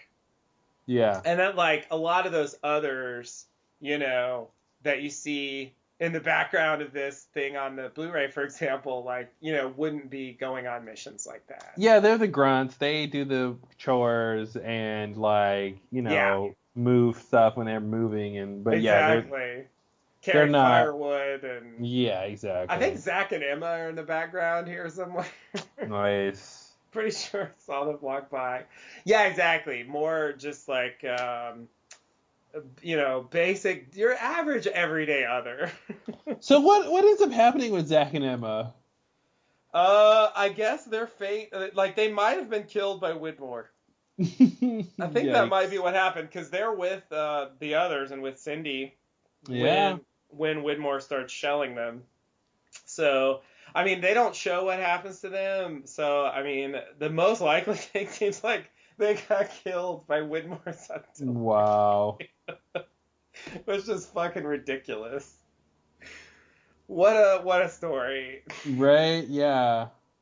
We wanted to give them a better life. Oh, well, okay. According to the Lost Encyclopedia, Cindy, Zach, and Emma survived the mortar attack from Widmore's team and continued living on the island under Hurley's reign. Did they? Okay. Yeah. Where did that come from? Is that from the encyclopedia or something? It says it's from the encyclopedia. Oh, okay. Yeah. I forgot the encyclopedia said that. Okay. Fine. They didn't want to say they just died in the attack, because that would be pretty shitty. Yeah. But, so they lived on the island. Ugh, okay, fine. Some members survived and scattered into the jungle, and I guess it was them. All right. Yeah. All right. If they want to say that. We didn't see any of them, but okay. Mm-hmm. Why not? That was basically David and Carlton blowing up the others. Yes. Like, we weren't going to talk about the others anymore after that. Even if some of them lived. Mm-hmm. Well, all right. Anything else on This was all about great. No, it was prompted by a scene in Greatest Hits. In fact. There was one scene that we talked about for 3 hours.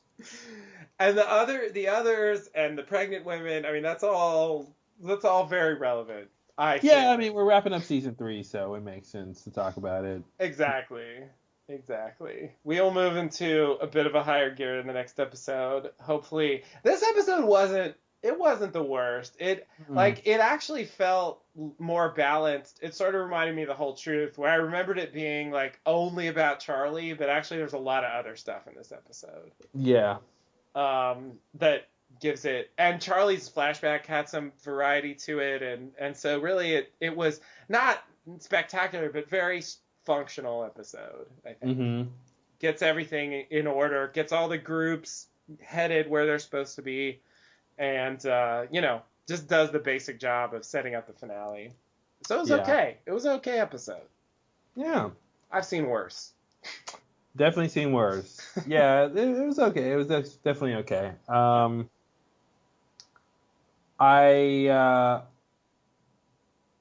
love the Charlie leaving the ring and it just never getting to Aaron. Yeah. Which is so funny.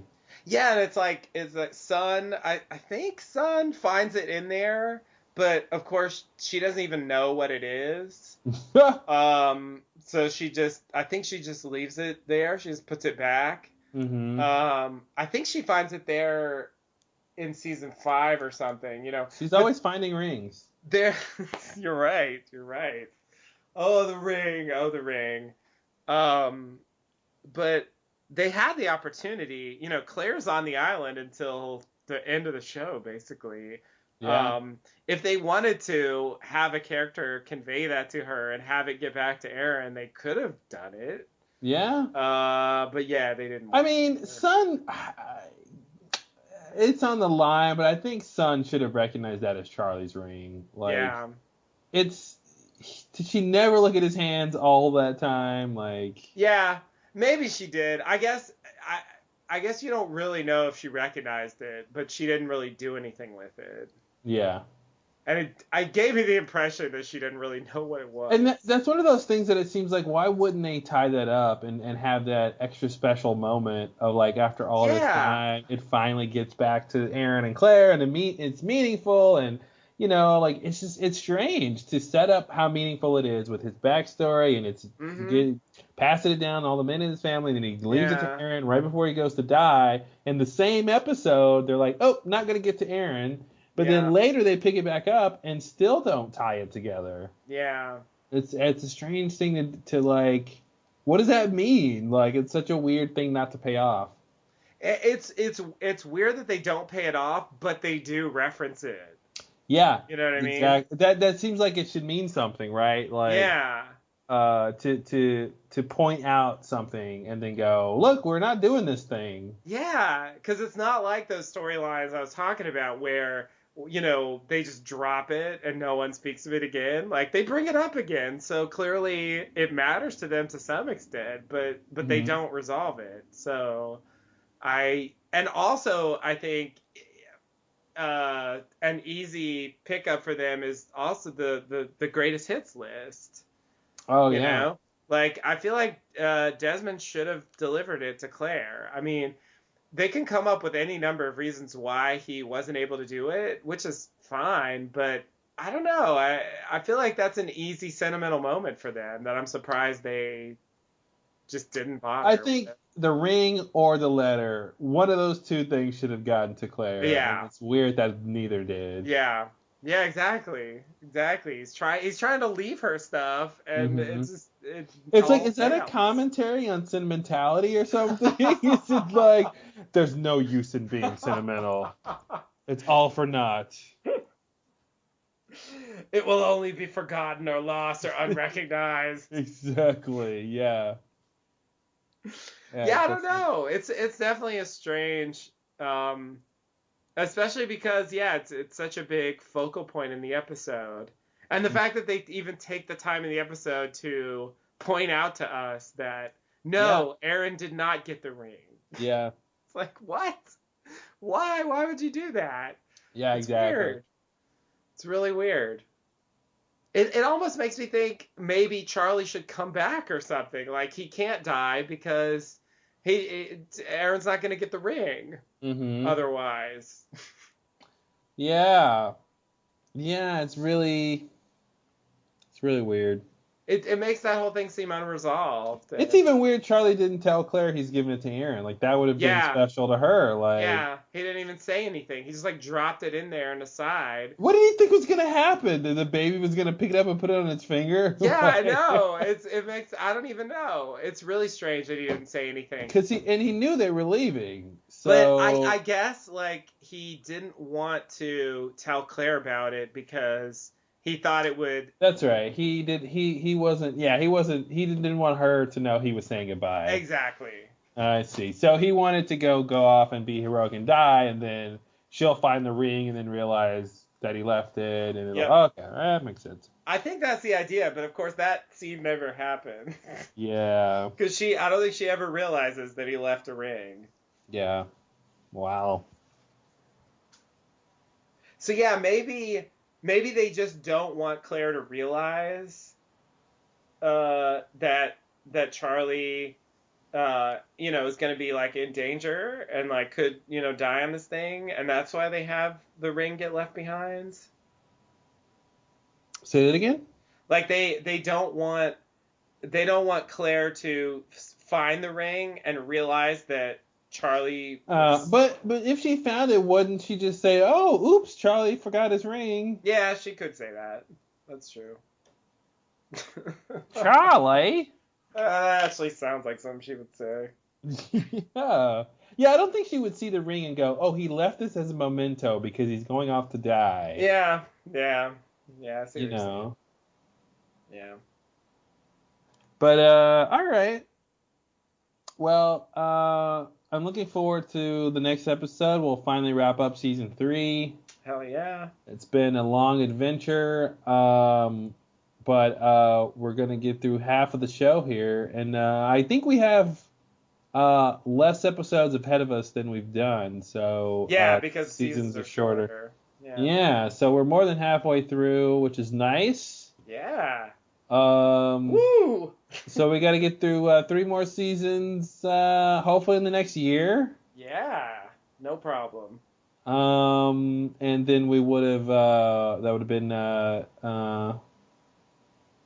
10 years for the LLD. Mm-hmm. Wow. Yep. 10 years in May. Yeah. It's coming. I don't think we're gonna hit our May deadline, but well, for 3 seasons, but it'll be pretty tight. Yeah. Yeah. Hopefully by the summer. By the summer. Yeah. Summer 2016, the LLD train, the comic book series will come to a conclusion. Yeah. So, and then we get to do a whole series where we look back at all of our past podcasts. And look ahead to our future podcasts. And then look ahead to some more. Yeah. Oh, man. Yeah, exciting. I can't wait to get back to season 4 and see what was going on. Yeah, in my memory, I really like season 4. So it'd be cool to see it again. I'm looking at the episode list of season 4, and the finale in season 4 is There's No Place Like Home, parts 1, 2, and 3. Mm-hmm. Isn't that what Dorothy has to say to get back to Kansas? Yeah. But did she have to say it 3 times? Yeah. Or does she just say it 3 times? Yeah. I think maybe she had to click her heels and then say There's No Place Like Home. But I think she only had to say it once, but she said it over and over again. Okay. I think. It just seems like there's something there with them having There's No Place Like Home 3 times. As some sort of... That's funny. Yeah, no, yeah, I think... Oh, she has to click her heels 3 times, repeating There's No Place Like Home. Click her heels 3 times. There you go. Yeah. I don't know. I don't know. I feel like that's some sort of joke. Yeah. I could see that. Some sort of really weird, not that funny joke. Yeah. I mean, between Wizard of Oz and Through the Looking Glass, Yeah. they like making these references to stories with like, taking a journey to a crazy land. Mm-hmm. That's clearly the theme Yeah. they're going for there. All right. Anything else? No, I think that's good for now. I'm looking forward to the end of season 3 also. I really think once we move into season 4, it's going to be like full steam ahead pretty much for the rest of the show, cuz they don't I think season 3 is the last one where they waste our time a little bit. Yeah. They really stopped doing that. And obviously that's part of why, they wanted to have the end date and so on. So it's definitely a huge shift, I think. And so like it's sort of like part 1 of the show ends here. So for sure.